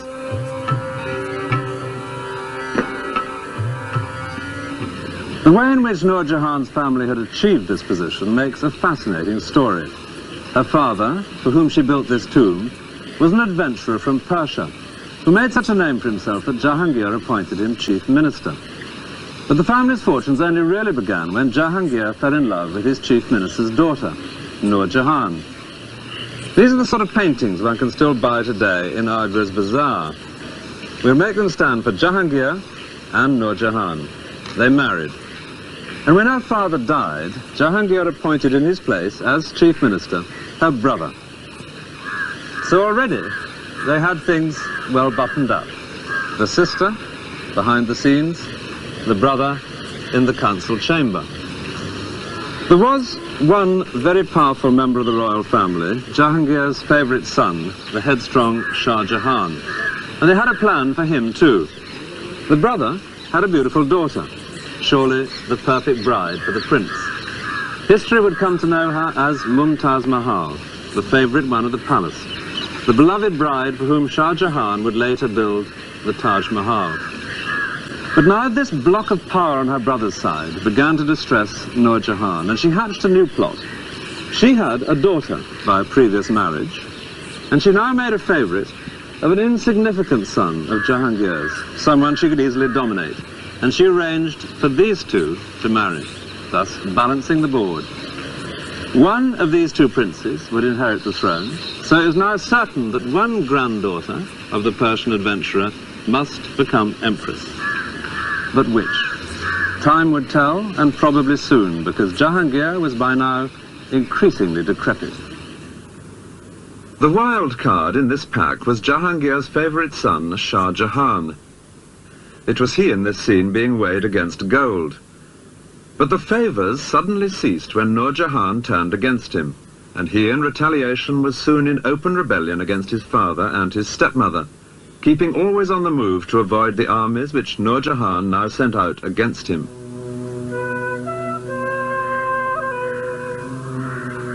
This lovely island in the lake at Udaipur is one place where he sheltered for a few months.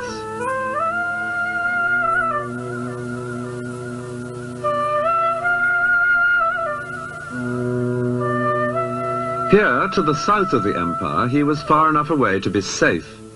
Yet it was also important to be within striking distance when his father died. And to add to Shah Jahan's difficulties, Jahangir was now spending more and more of his time in the extreme north. Kashmir, he had discovered, was good for his asthma, with its lakes and its cool mountain air. In the last years of his life, Jahangir came here every summer.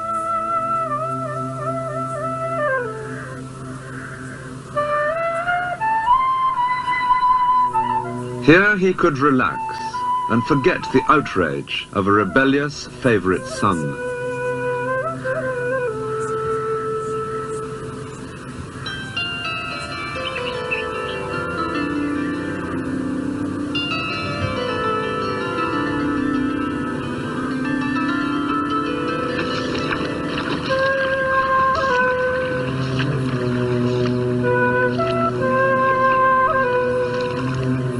And in Kashmir, in 1627, he died. His life, devoted largely to his own pleasure, had strangely brought his empire peace and prosperity.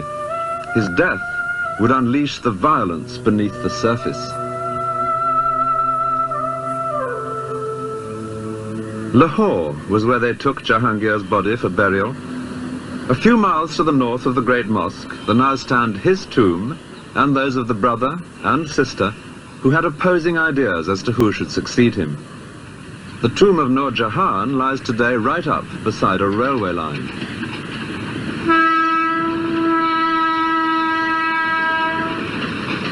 And it's a line which separates the losing from the winning side. Beyond the tracks is the tomb of her brother, Asaf Khan, and it is he who lies close to the tomb of Jahangir himself, for it was his side of the family which won in the fight for the succession. In this final struggle, Nur Jahan's position as a woman, ruling from inside the harem, did at last prove a crippling disadvantage. Her brother was able to rally the other noblemen at court, all of them soldiers like himself, to support his son-in-law, Shah Jahan. And he could seal his sister off in the harem, blocking her chain of command to the outside world. Shah Jahan himself was miles away, far to the south of Agra. But here in Lahore, Asaf Khan now declared him emperor. Eventually, a message of warm approval was received from Shah Jahan, and in it he said that it might be a wise precaution if his male relations were to be, in his delicate phrase, sent out of this world.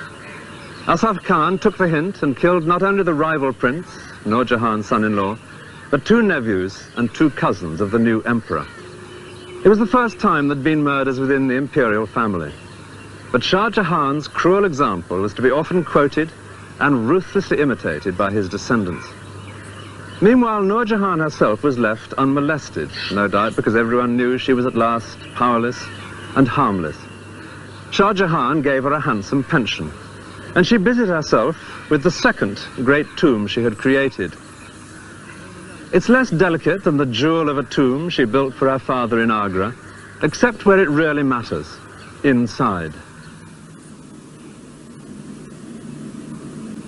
In the marble coffin chamber at the heart of the tomb, Nur Jahan provided the most exquisite of monuments to her husband, the indulgent emperor who had made possible her extraordinary career.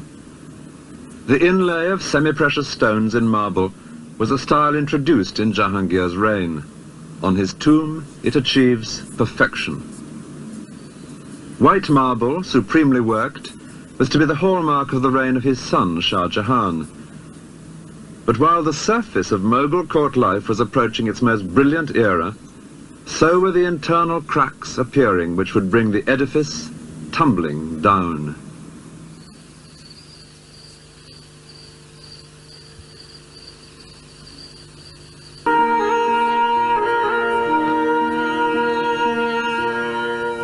The Taj Mahal is famous not only for its unrivaled beauty, but because it has at its heart a love story, the love of the Emperor Shah Jahan for his wife, Mumtaz Mahal.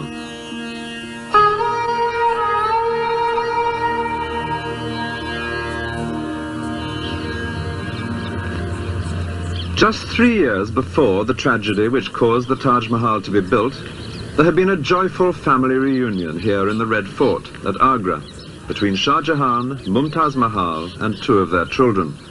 The family was exceptionally close.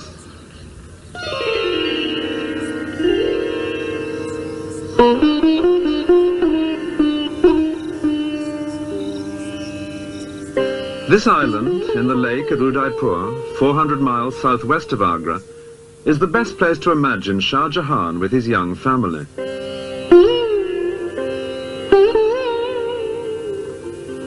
And from their life together here, one can understand something of why he was so attached to his wife that nothing less than the Taj Mahal would do as her monument.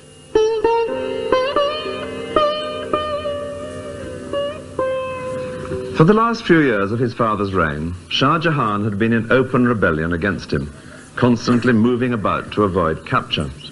But he didn't send his wife and children to some distant place of safety. Instead, wherever he went, Mumtaz Mahal came with him. And we know that they took all important decisions together.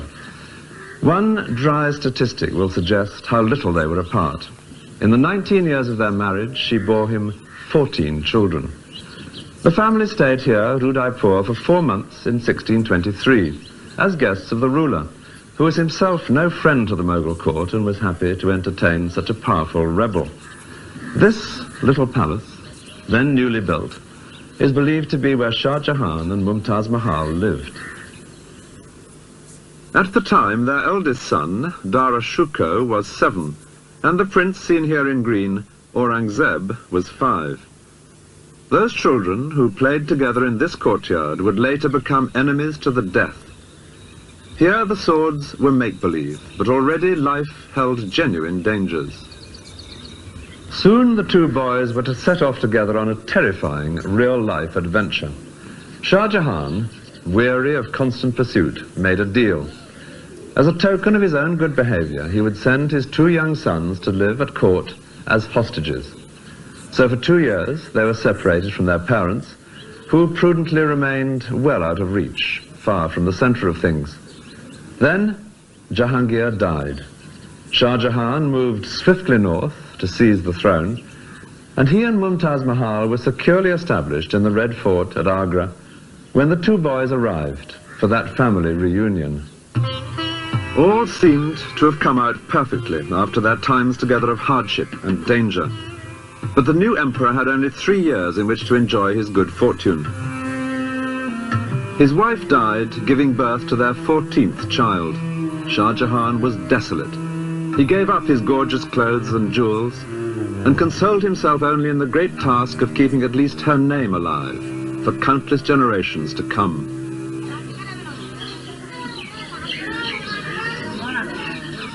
The phrase Taj Mahal, which has ever since echoed round the world, is just his wife's own name abbreviated, Mumtaz Mahal. It means the favorite of the palace.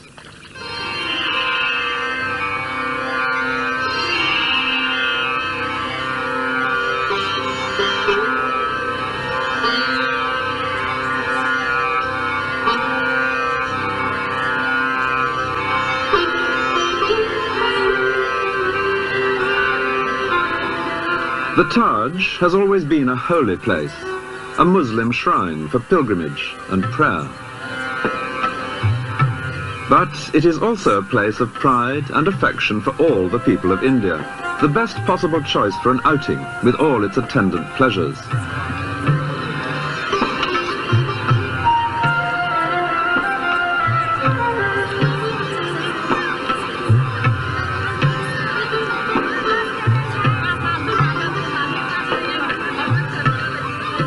People ask, who was the architect? Apparently no one. It seems that Shah Jahan and his masons together devised this final perfect flowering of the architectural traditions of Persia and of Muslim India.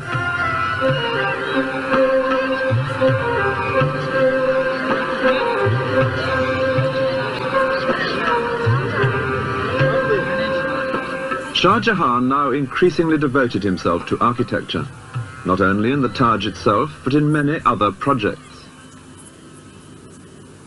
He began entrusting affairs of state more and more to his sons, but he made clear distinctions between them. His favorite was the eldest, Dara Shuko, whom he now kept always by his side, leading a civilized but relatively pampered life at court. By contrast, the younger son, Aurangzeb, was constantly sent out on military campaigns, learning the tough trade of a soldier on the distant frontiers of the empire, just as his father had before him. The Mughal Empire had by now long been secure throughout the great plain of North India, within its natural boundaries of mountains and sea. A grand trunk road through this fertile plain was the backbone of the empire, and it was on the great cities along this route, Lahore, Delhi, Agra, that Shah Jahan now concentrated his energies. The famous painted lorries of Pakistan reveal that this is the northwest end of the Grand Trunk Road, and it was here in Lahore that Shah Jahan now built one of the greatest of Mughal gardens.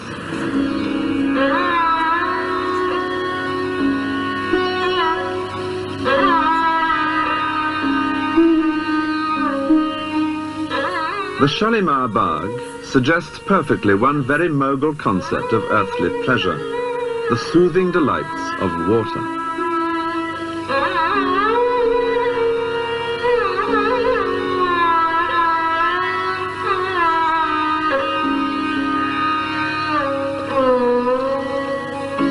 Like Delhi and Agra, Lahore has its Mughal fort. Though much altered in later centuries, some parts do still recall the shimmering white elegance of Shah Jahan's architecture.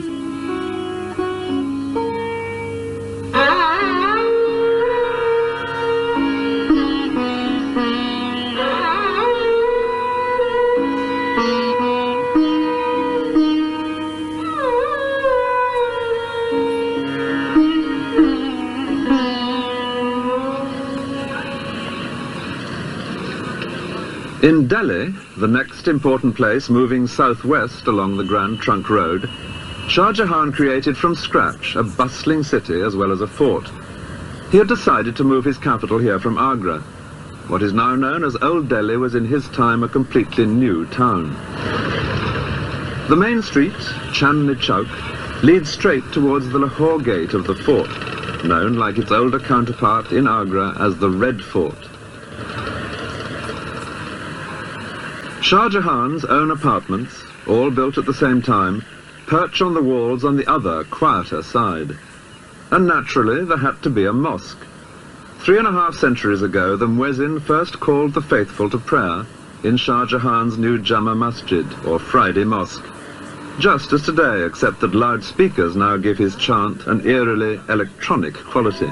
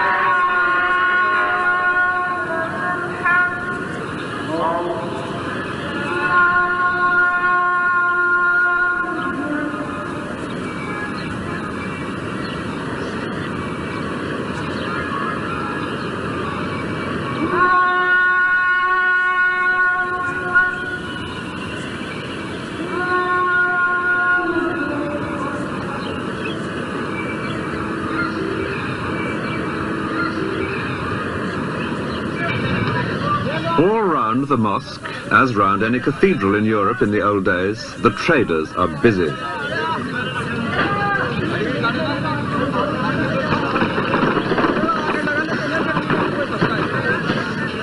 This is the market for cereals and spices. There's no space here for four-legged beasts of burden.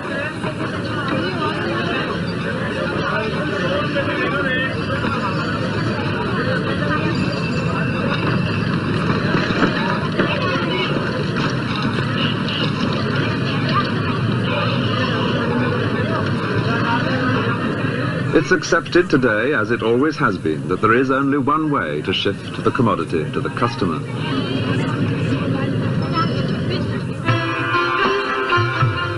At Agra, too, the Red Fort had much benefited from Shah Jahan's passion for architecture.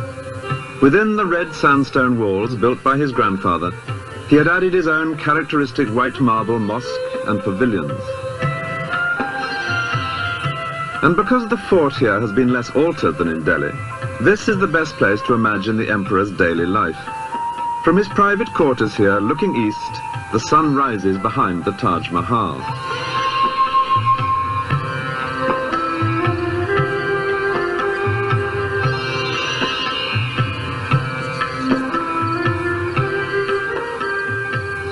Every day, as the sun rose, Shah Jahan would appear from his marble apartments on the east wall of the fort to let the people below know that he was alive and well, and like the sun, busy on their behalf. It was his grandfather Akbar who had first timed this daily appearance to coincide with the rise of the sun. But both he and Jahangir then went back to bed for a couple more hours of sleep. Shah Jahan was made of sterner stuff. Reached by a steep and narrow staircase, behind his apartments, there is a mosque, probably the smallest in the world.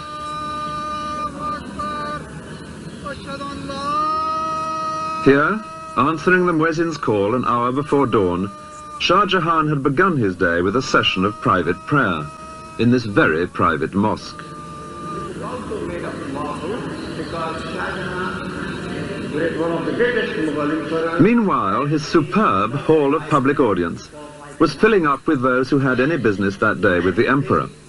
Here, a little before 8, to the sound of hidden drums and trumpets, he would appear in his throne alcove, seated on his famous peacock throne. And the Emperor Shah Jahan used to ride a peacock throne, which was made of diamonds and jewels. It was later on was taken by Nadir Shah to Iran. This is one of the most spacious buildings. Here nobles and ministers, they stood for the judgment of the king, and they were provided golden and silver sticks like your shooting sticks to hang on if they felt tired. The servants whisking flies from the imperial presents stood on the heads of 2 golden elephants. And the business conducted here was as formal as this picture suggests. Behind the hall of public audience is a courtyard, to which in those days only a few trusted ministers and servants would be admitted. Here Shah Jahan would retire after his public appearance to carry on with the real business of state in the equivalent of a cabinet meeting. This took place in his hall of private audience, a cool marble pavilion with views over the river. When the business of state was completed, it was already past noon, time for the emperor to slip into the harem for a meal. Here he presided over another court. It consisted only of women and eunuchs, but it was organized much like the one outside. Out of sight, behind what a writer of the time called the screens of purity, there lived a thriving community, abounding in gossip and rumor, and alive with intense ambitions and jealousies, as everyone competed for the favor of a single and almost unlimited source of wealth, the emperor himself. The emperor lived in his harem in a state of pampered isolation. At meals, for example, he alone would eat, sitting cross-legged on rich carpets. All around, set on white calico cloths, would be dozens of gold and silver vessels, each filled with a separate delicacy. To either side of him, a beautiful girl would be kneeling. The emperor would point to a particular dish, a eunuch would hand it to the girl, and the girl would serve him. After lunch, a siesta, with or without a girl, followed by an afternoon visit to a mosque for more prayers. And then, any further discussion with his ministers that might be needed, before returning finally to the harem for supper, this time with musical entertainment provided by the women. By 10 o'clock, Shah Jahan was in bed. A woman, chosen for her soothing voice, would read to him. His favorite book was the diary of his ancestor, Babur, telling how he had captured India. In 4 generations, from nothing to all this, it was most satisfactory. Shah Jahan had seized the throne by force, but he was determined to hand it on peacefully to his favorite, Dara Shikoh, the elder of the 2 boys who had been held as hostages before his own accession.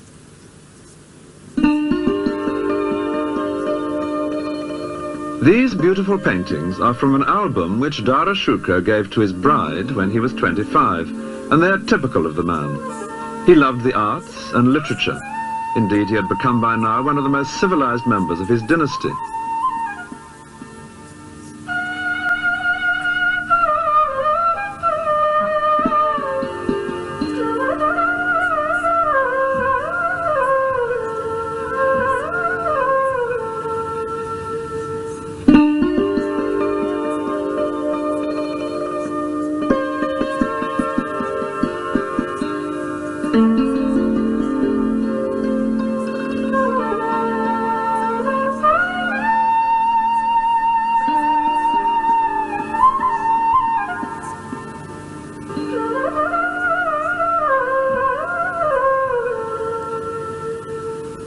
By contrast, Dara Shikoh's brother, and most likely rival for the throne, Aurangzeb, was being toughened rather than civilized by the passing years, being almost permanently away at war. Orcha was where Aurangzeb's military skills were first revealed. The Raja here was unruly, so Shah Jahan sent Aurangzeb, still only 16, to reassert imperial authority. He did so, and entertained his father in the Raja's own palace. Father and son now perpetrated an outrage which was a major change of policy. They demolished the local Hindu temples. The young Aurangzeb was beginning in the way he meant to continue. Soon he was adding spectacular further conquests. even the great southern city of Hyderabad would eventually fall to him. It was famous then, as it is now, for its jewels.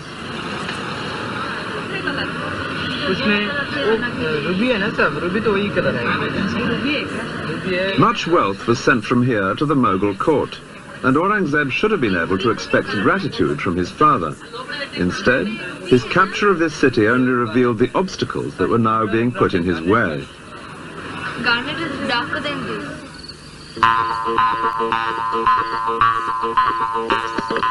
5 miles from the city is the fort of Golconda, the stronghold of the royal family of Hyderabad. It was here, to escape from Aurangzeb, that they now retreated. For if he had been able to capture them, then their kingdom, and not just their jewels, would have fallen to the Mughal Empire. The size of this place is astonishing. This courtyard is already halfway up inside the fort, but there's still all that rocky way to go before you reach the small palace at the top, where the royal family had taken refuge. Even from here it looks almost impossible to winkle them out. And yet it seems that Aurangzeb had a good chance of doing so. And it was that news, when it reached the ears of Dara Shikoh in the court at Delhi, which caused the trouble. He wasn't going to have his ambitious younger brother scoring a success on this scale. Admittedly, there were agents from here offering him bribes to intercede on Golconda's behalf, and he did take their money. But he could honestly claim that it didn't influence his decision. His interests and theirs already exactly coincided. So he persuaded his father, the emperor, to command Aurangzeb, who had in his sights a possible great victory for the Mughal Empire, to withdraw his forces. It was exactly the sort of frustration to fuel Aurangzeb's leaping ambition. The crisis came when Shah Jahan fell ill in the following year, 1657, and temporarily handed over the business of government to Dara Shikoh. But Aurangzeb and another younger brother doubted whether the arrangement would be temporary. They decided to move. Dara Shikoh was at the center of the empire in Delhi. The younger brother, Murad Baksh, was campaigning in the southwest. He now proclaimed himself emperor and set off north with his army. Aurangzeb, further south, was more canny. No mention of being emperor. He merely said he would help his brother to free his father from the treacherous Dara Shikoh.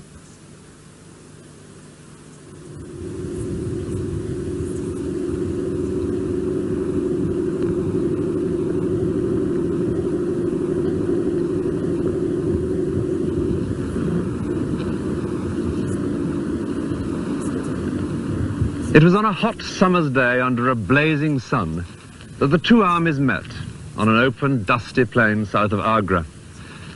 On one side, the somewhat scruffy joint forces of the two younger brothers, unglamorous to look at, but their men hardened in distant campaigns. On the other, the imperial army, headed by Dara Shikoh. An eyewitness has left an account of his magnificent force as it moved out from Agra. Ranks of elephants in immaculate shining armor, squadrons of cavalry with gleaming lances. But the same account goes on to say that most of those soldiers were not very fierce, being barbers, blacksmiths, butchers, carpenters, tailors and such like. A peacetime army under a peacetime general.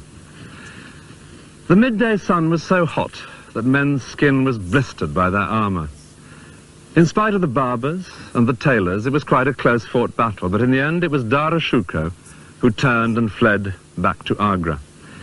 He stopped just long enough to collect his family and a few favorite slave girls and set off with them on fresh elephants to Delhi. And with that ignominious flight by the intended heir to the throne, the tide turned towards his younger brother, Aurangzeb. It was 2 days later that Aurangzeb and his victorious army arrived outside the Red Fort in Agra, where his father, Shah Jahan, waited, his plans for the inheritance in ruins. Any negotiations here in the fort would be without Prince Murad, who had been badly wounded in the battle. Shah Jahan opened the matter by sending a sword of honor to Aurangzeb with an invitation to visit him. Aurangzeb replied that he would only do so if his father handed over the fort to Aurangzeb's men. Shah Jahan declined, whereupon Aurangzeb laid siege to his father. Cannon fire didn't achieve much against these great walls. Sealing off the water supply proved more effective. After 3 days, Shah Jahan surrendered. Aurangzeb never came in to see his father, and Shah Jahan would never again leave this fort. This beautiful tower became his prison, and his life here was made steadily more bleak. Even his jewels were removed by the servants of his grasping son. All that he managed to keep with considerable difficulty was his pearl praying beads. There was plenty of time now for prayer, and he became, in the way perhaps of old men in adversity, increasingly devout. For the fifth of the great Mughals, the imperial days were over. There were some consolations. He did have a devoted daughter to look after him. There was comfort in the Quran. And he was allowed to stay here in his private apartments, with their beautiful view made infinitely more so by the great monument which he himself had created to his wife, and to happier days, when she was alive and their sons were busy only with nursery battles, instead of the fight to the death on which they would now embark.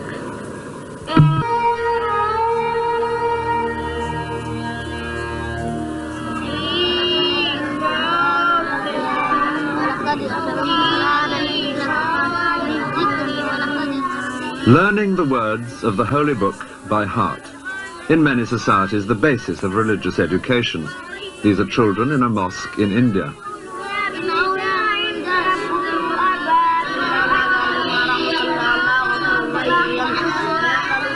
This kind of learning is seen as instilling two virtues, knowledge of the Quran and a sense of discipline.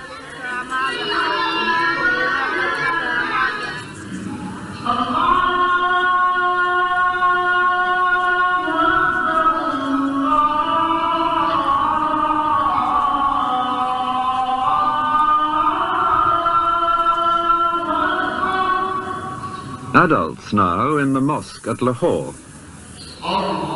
The sense of discipline in a shared belief and cause strikes anyone who attends the Friday service in a mosque. It was a mood which would be put to political use by the last of the great Mughals, Aurangzeb. Aurangzeb was unusual among the great Mughals in being painted kneeling at his prayers. His ancestors had preferred not to draw attention to any being superior to themselves, but he saw himself as a humble warrior in the service of Islam. The word means submission to the will of God. When Aurangzeb was a young man, many Muslims in India felt a sense of grievance against his family. The Mughal Empire had been stabilized largely by involving the Hindus. Under Aurangzeb, the frontiers would be vastly extended, and he himself would spend much of his life fighting in the south. But his most passionate aim was to turn India into a more orthodox Islamic state. Violence between the two great communities of India, Hindus and Muslims, is nothing new. The tragic events of 1947, when India and Pakistan became independent countries, were merely the most extreme example. The question of how far the ruling Muslim minority should tolerate the pagan practices of the Hindus was an important one in Aurangzeb's youth, when he was just one of several rival princes. The natural heir to the throne, Dara Shikoh, profoundly disagreed with his younger brother Aurangzeb. He believed in encouraging all religions equally, which Aurangzeb considered heresy.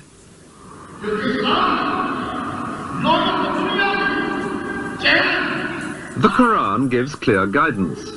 Muslims must allow Jews and Christians to worship freely, but should place restrictions on other religions. It had been Mughal policy to lift these restrictions from the Hindus, but this offended the more orthodox in the Muslim community.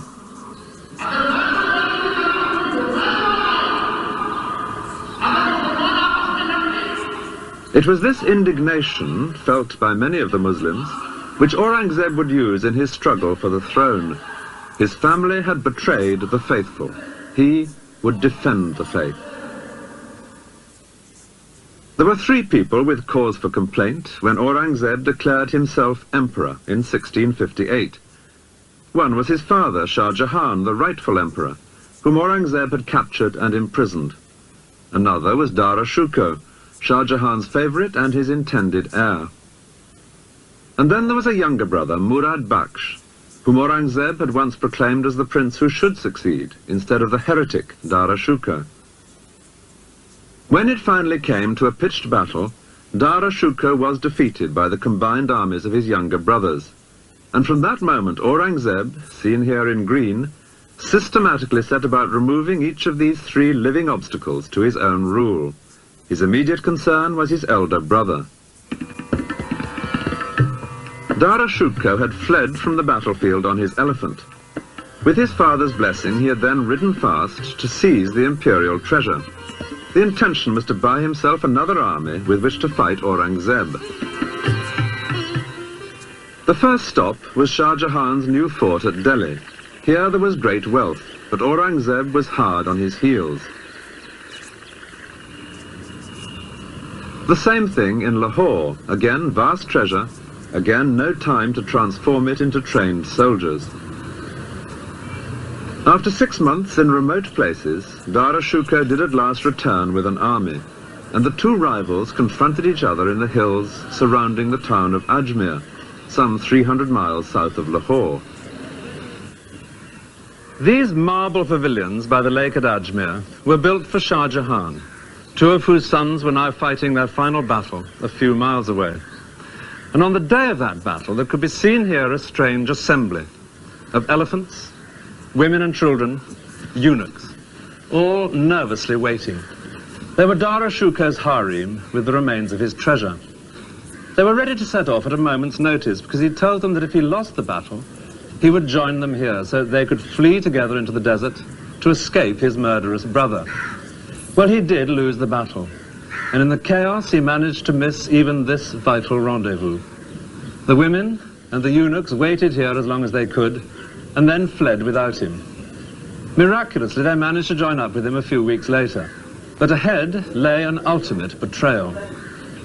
Shah Jahan had sentenced a local ruler to be trampled to death by elephants, and Dara Shukar had saved the man's life, pleading the special influence of a favourite son to ask for pardon. Now surely was the time to call in old debts. Dara and his family arrived in the man's territory. For a few days, they were royally entertained. And then, most treacherously, Dara Shukar and his 15-year-old son were seized. The ruler had decided where his best advantage lay. An elephant set off north with a closed howdah, bearing Dara Shukar and his young son as prisoners. Their destination, Delhi and Aurangzeb. Today's old town in Delhi was then new. It had been recently built, close to the Red Fort by Shah Jahan. It was here that Aurangzeb now organized a charade to humiliate his elder brother. It very nearly misfired. At this sort of height above the street, Dara Shukar and his young son were paraded through Old Delhi. They were dressed in rags, smeared with dirt, and seated on a skinny female elephant. The people of Delhi were supposed to jeer, but they didn't. Dara Shukar had been a generous and popular prince. There was resentment at his humiliation, and that gave added urgency to the next stage of Aurangzeb's plan. Learned and holy men play an important part in the legal system of Islam, and Aurangzeb now set up a committee of such people to advise on the fate of his brother, whom he described as the chief of the atheists. The holy men, after due consideration, recommended death. Aurangzeb then let it be known that he himself would have preferred exile for his brother, but he bowed to religious authority, and the deed was soon done.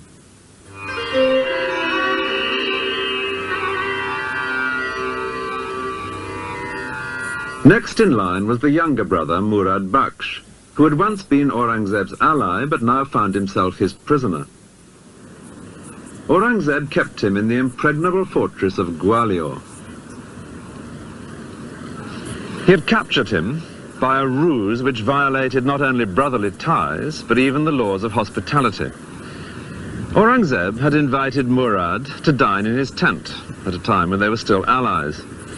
Aurangzeb himself was much too pious a Muslim to touch alcohol, but there was plenty of wine for Murad. And afterwards, Aurangzeb suggested a soothing massage from a beautiful slave girl.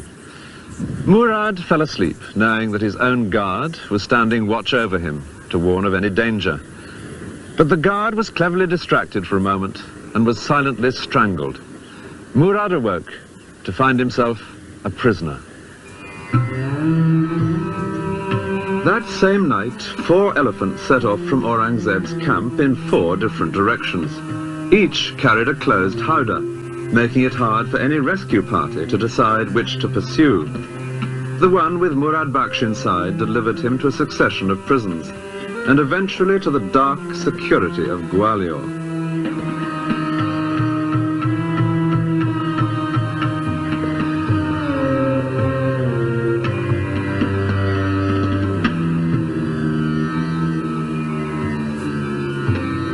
It was not enough for Aurangzeb to keep Murad prisoner, however secure he might be deep in the dungeons at Gwalior. He wanted him dead. And he achieved that by a piece of hypocrisy that was typical of the man. Murad had once had a man murdered, and that gave Aurangzeb his chance. Under Muslim law, only the relatives of the murdered man can demand justice. Aurangzeb now sought out those relatives. The eldest son refused to take action, but the second son was persuaded to bring a case, and the judge found Murad guilty. The second son could still have accepted money for his father's life, but with due prompting, he refused any payment, which left only death as the penalty.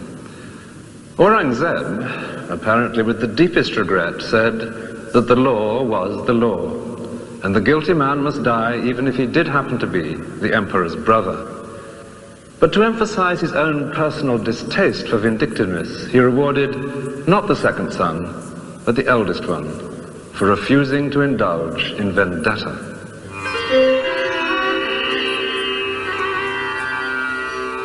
Only one man living could now deny Aurangzeb's claim to the throne, the prisoner in the Red Fort at Agra, Shah Jahan.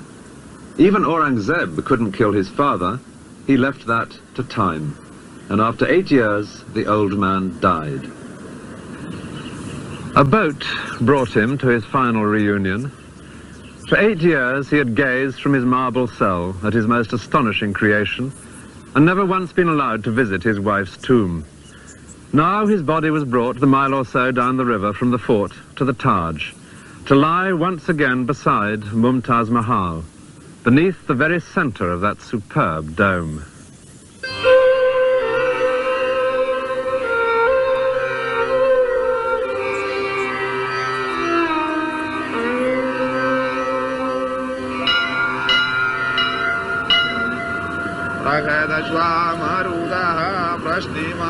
For the Hindu majority, Aurangzeb's firm hold on the throne was unwelcome news. The Quran says that unbelievers must pay a special tax. Aurangzeb's great-grandfather, Akbar, had freed them from this, in the tolerant mood of which Aurangzeb so strongly disapproved. Aurangzeb, having less interest in communal harmony, now reintroduced the much-hated tax.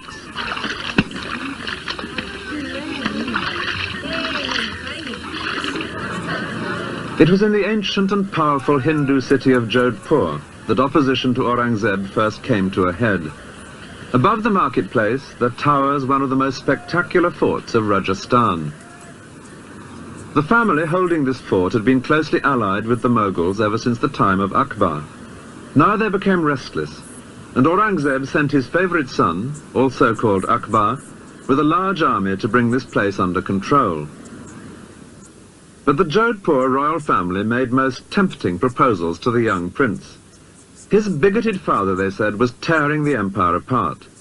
What India needed was a broad-minded Mughal emperor, like the great Akbar, whose name the prince shared. If their Rajput army, they suggested, were combined with his Mughal army, they could together overthrow his father and place a new Akbar on the throne. The Rajputs were famous fighters. The plot seemed a good one. The prince agreed to join them. For Aurangzeb, it was a most dangerous moment. He happened to be not far away, but he was directing a much smaller force from his red imperial tent. Only the emperor used a red tent, and in effect it's a version in canvas and embroidery of the white marble columns and arches among which he would hold private audience when at home in a palace. This is in the museum in Jodhpur Fort, and is the only one of its kind to have survived. But as Aurangzeb sat in his tent, he was aware that this time he would only be saved by his own genius for deception. He set to work. He knew that his son would not march into battle except on a day approved by his astrologers. Well, naturally, Aurangzeb had spies in his son's camp, and they now bribed the astrologers to look into their charts and to find there that, to be absolutely certain of good luck, a little delay was advisable. That delay gave Aurangzeb time to bring up more troops. Even so, he couldn't match the combined force of his son's army and the Rajputs, but he had another age-old trick up his sleeve. As the opposing armies moved closer, with battle almost certain on the next day, Aurangzeb wrote a letter to his son, congratulating him on the brilliant way in which he had brought such a large Rajput army into the trap which they had together prepared for them. The letter was smuggled into his son's camp, and it was arranged for it to fall into Rajput hands. Overnight, the Rajput army vanished, and when that was discovered, young Akbar fled as well. His father was not the man to be so easily toppled. The area into which Akbar headed was the wild mountainous region south of the Mughal Empire, known as the Deccan. This was the part of India which successive Mughal emperors had found most difficult to subdue. The reason was simple, but not simple enough to deter Aurangzeb. This was perfect terrain for any guerrilla force, striking unexpectedly at a conventional army and then vanishing. And during Aurangzeb's reign, a ruler had emerged here who was a classic leader of guerrillas.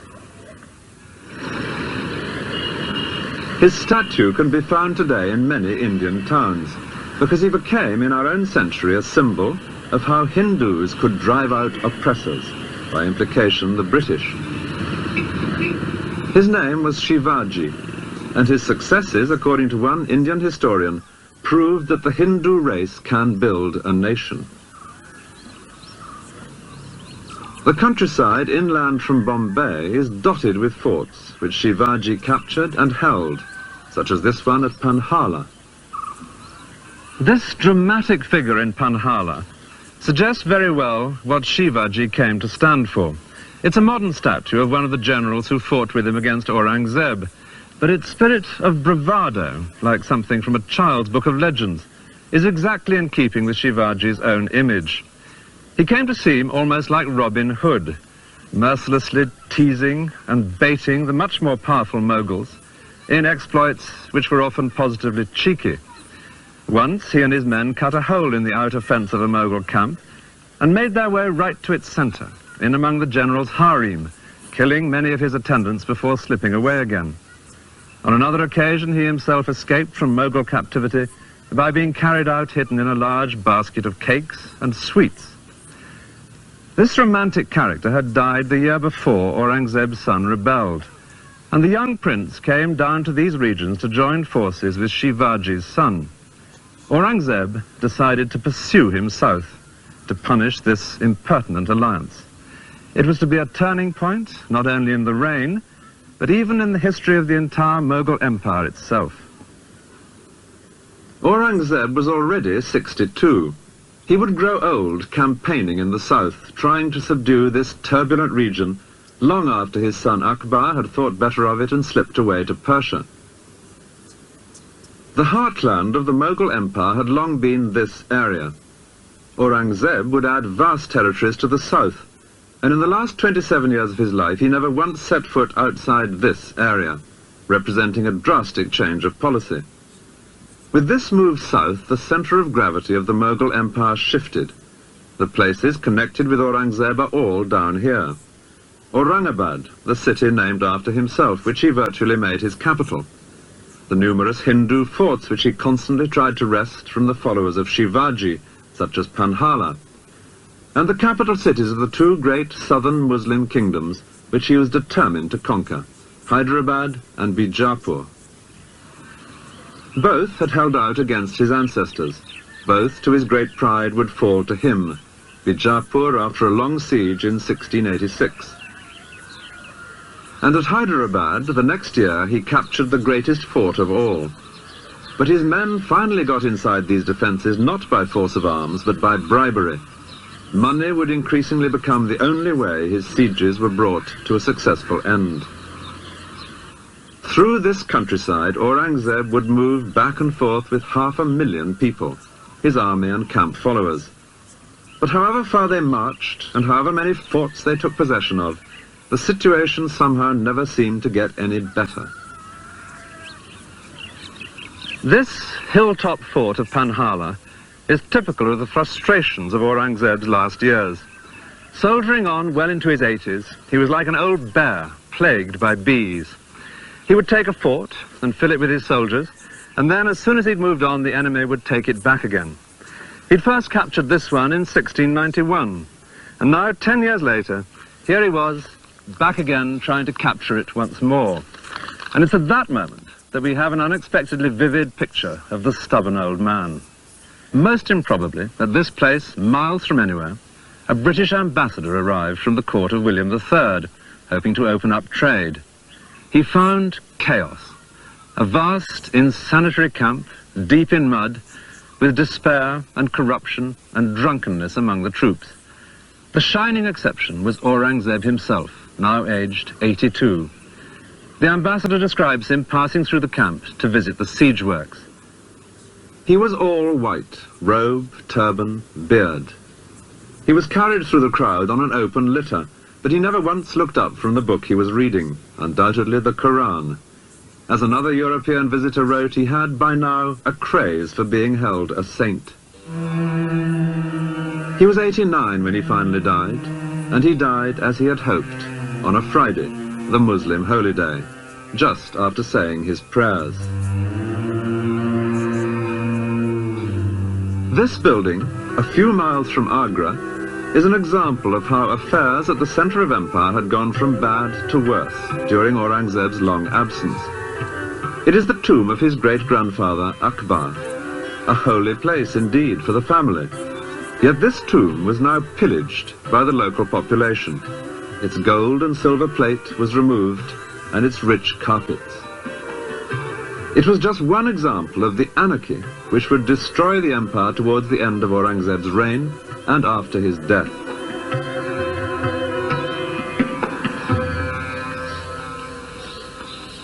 Aurangzeb's own grave could hardly provide a greater contrast. It's in the south, 15 miles from Aurangabad at Kuldabad. No great gateways and gardens and terraces here, just small whitewashed courtyards leading to a flight of 3 steps.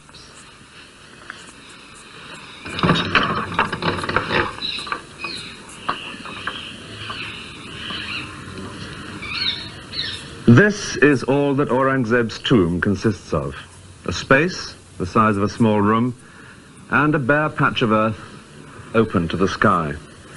Exactly in keeping with what the Quran specifies and with his own image that he had always liked to project, that of a simple Muslim, just one of life's pilgrims. But in another way, this cramped space symbolizes the poverty of mind he had brought to the more generous tradition of his ancestors. With their flamboyant ability to enlist everyone's talents, Hindus and Muslims alike, in their cause, an idea which had once amply justified that resounding phrase, the great Mughals. This grave fulfills a very precise religious requirement, but it was very different from what India had come to expect of her emperors. The 6th great Mughal was dead, and the empire dead with him.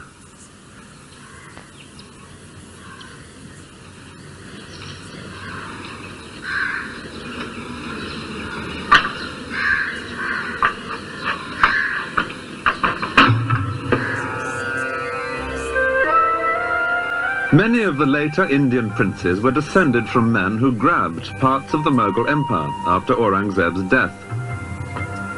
It was in the resulting chaos that the British stepped in, just as the Mughals had 3 centuries earlier. Aurangzeb's descendants were still officially emperors, though increasingly powerless, until at last the imperial title was transferred to Queen Victoria. The British Raj certainly had its own moments of splendour, in a tradition of pomp and ceremony which continued right up to the end of empire in 1947.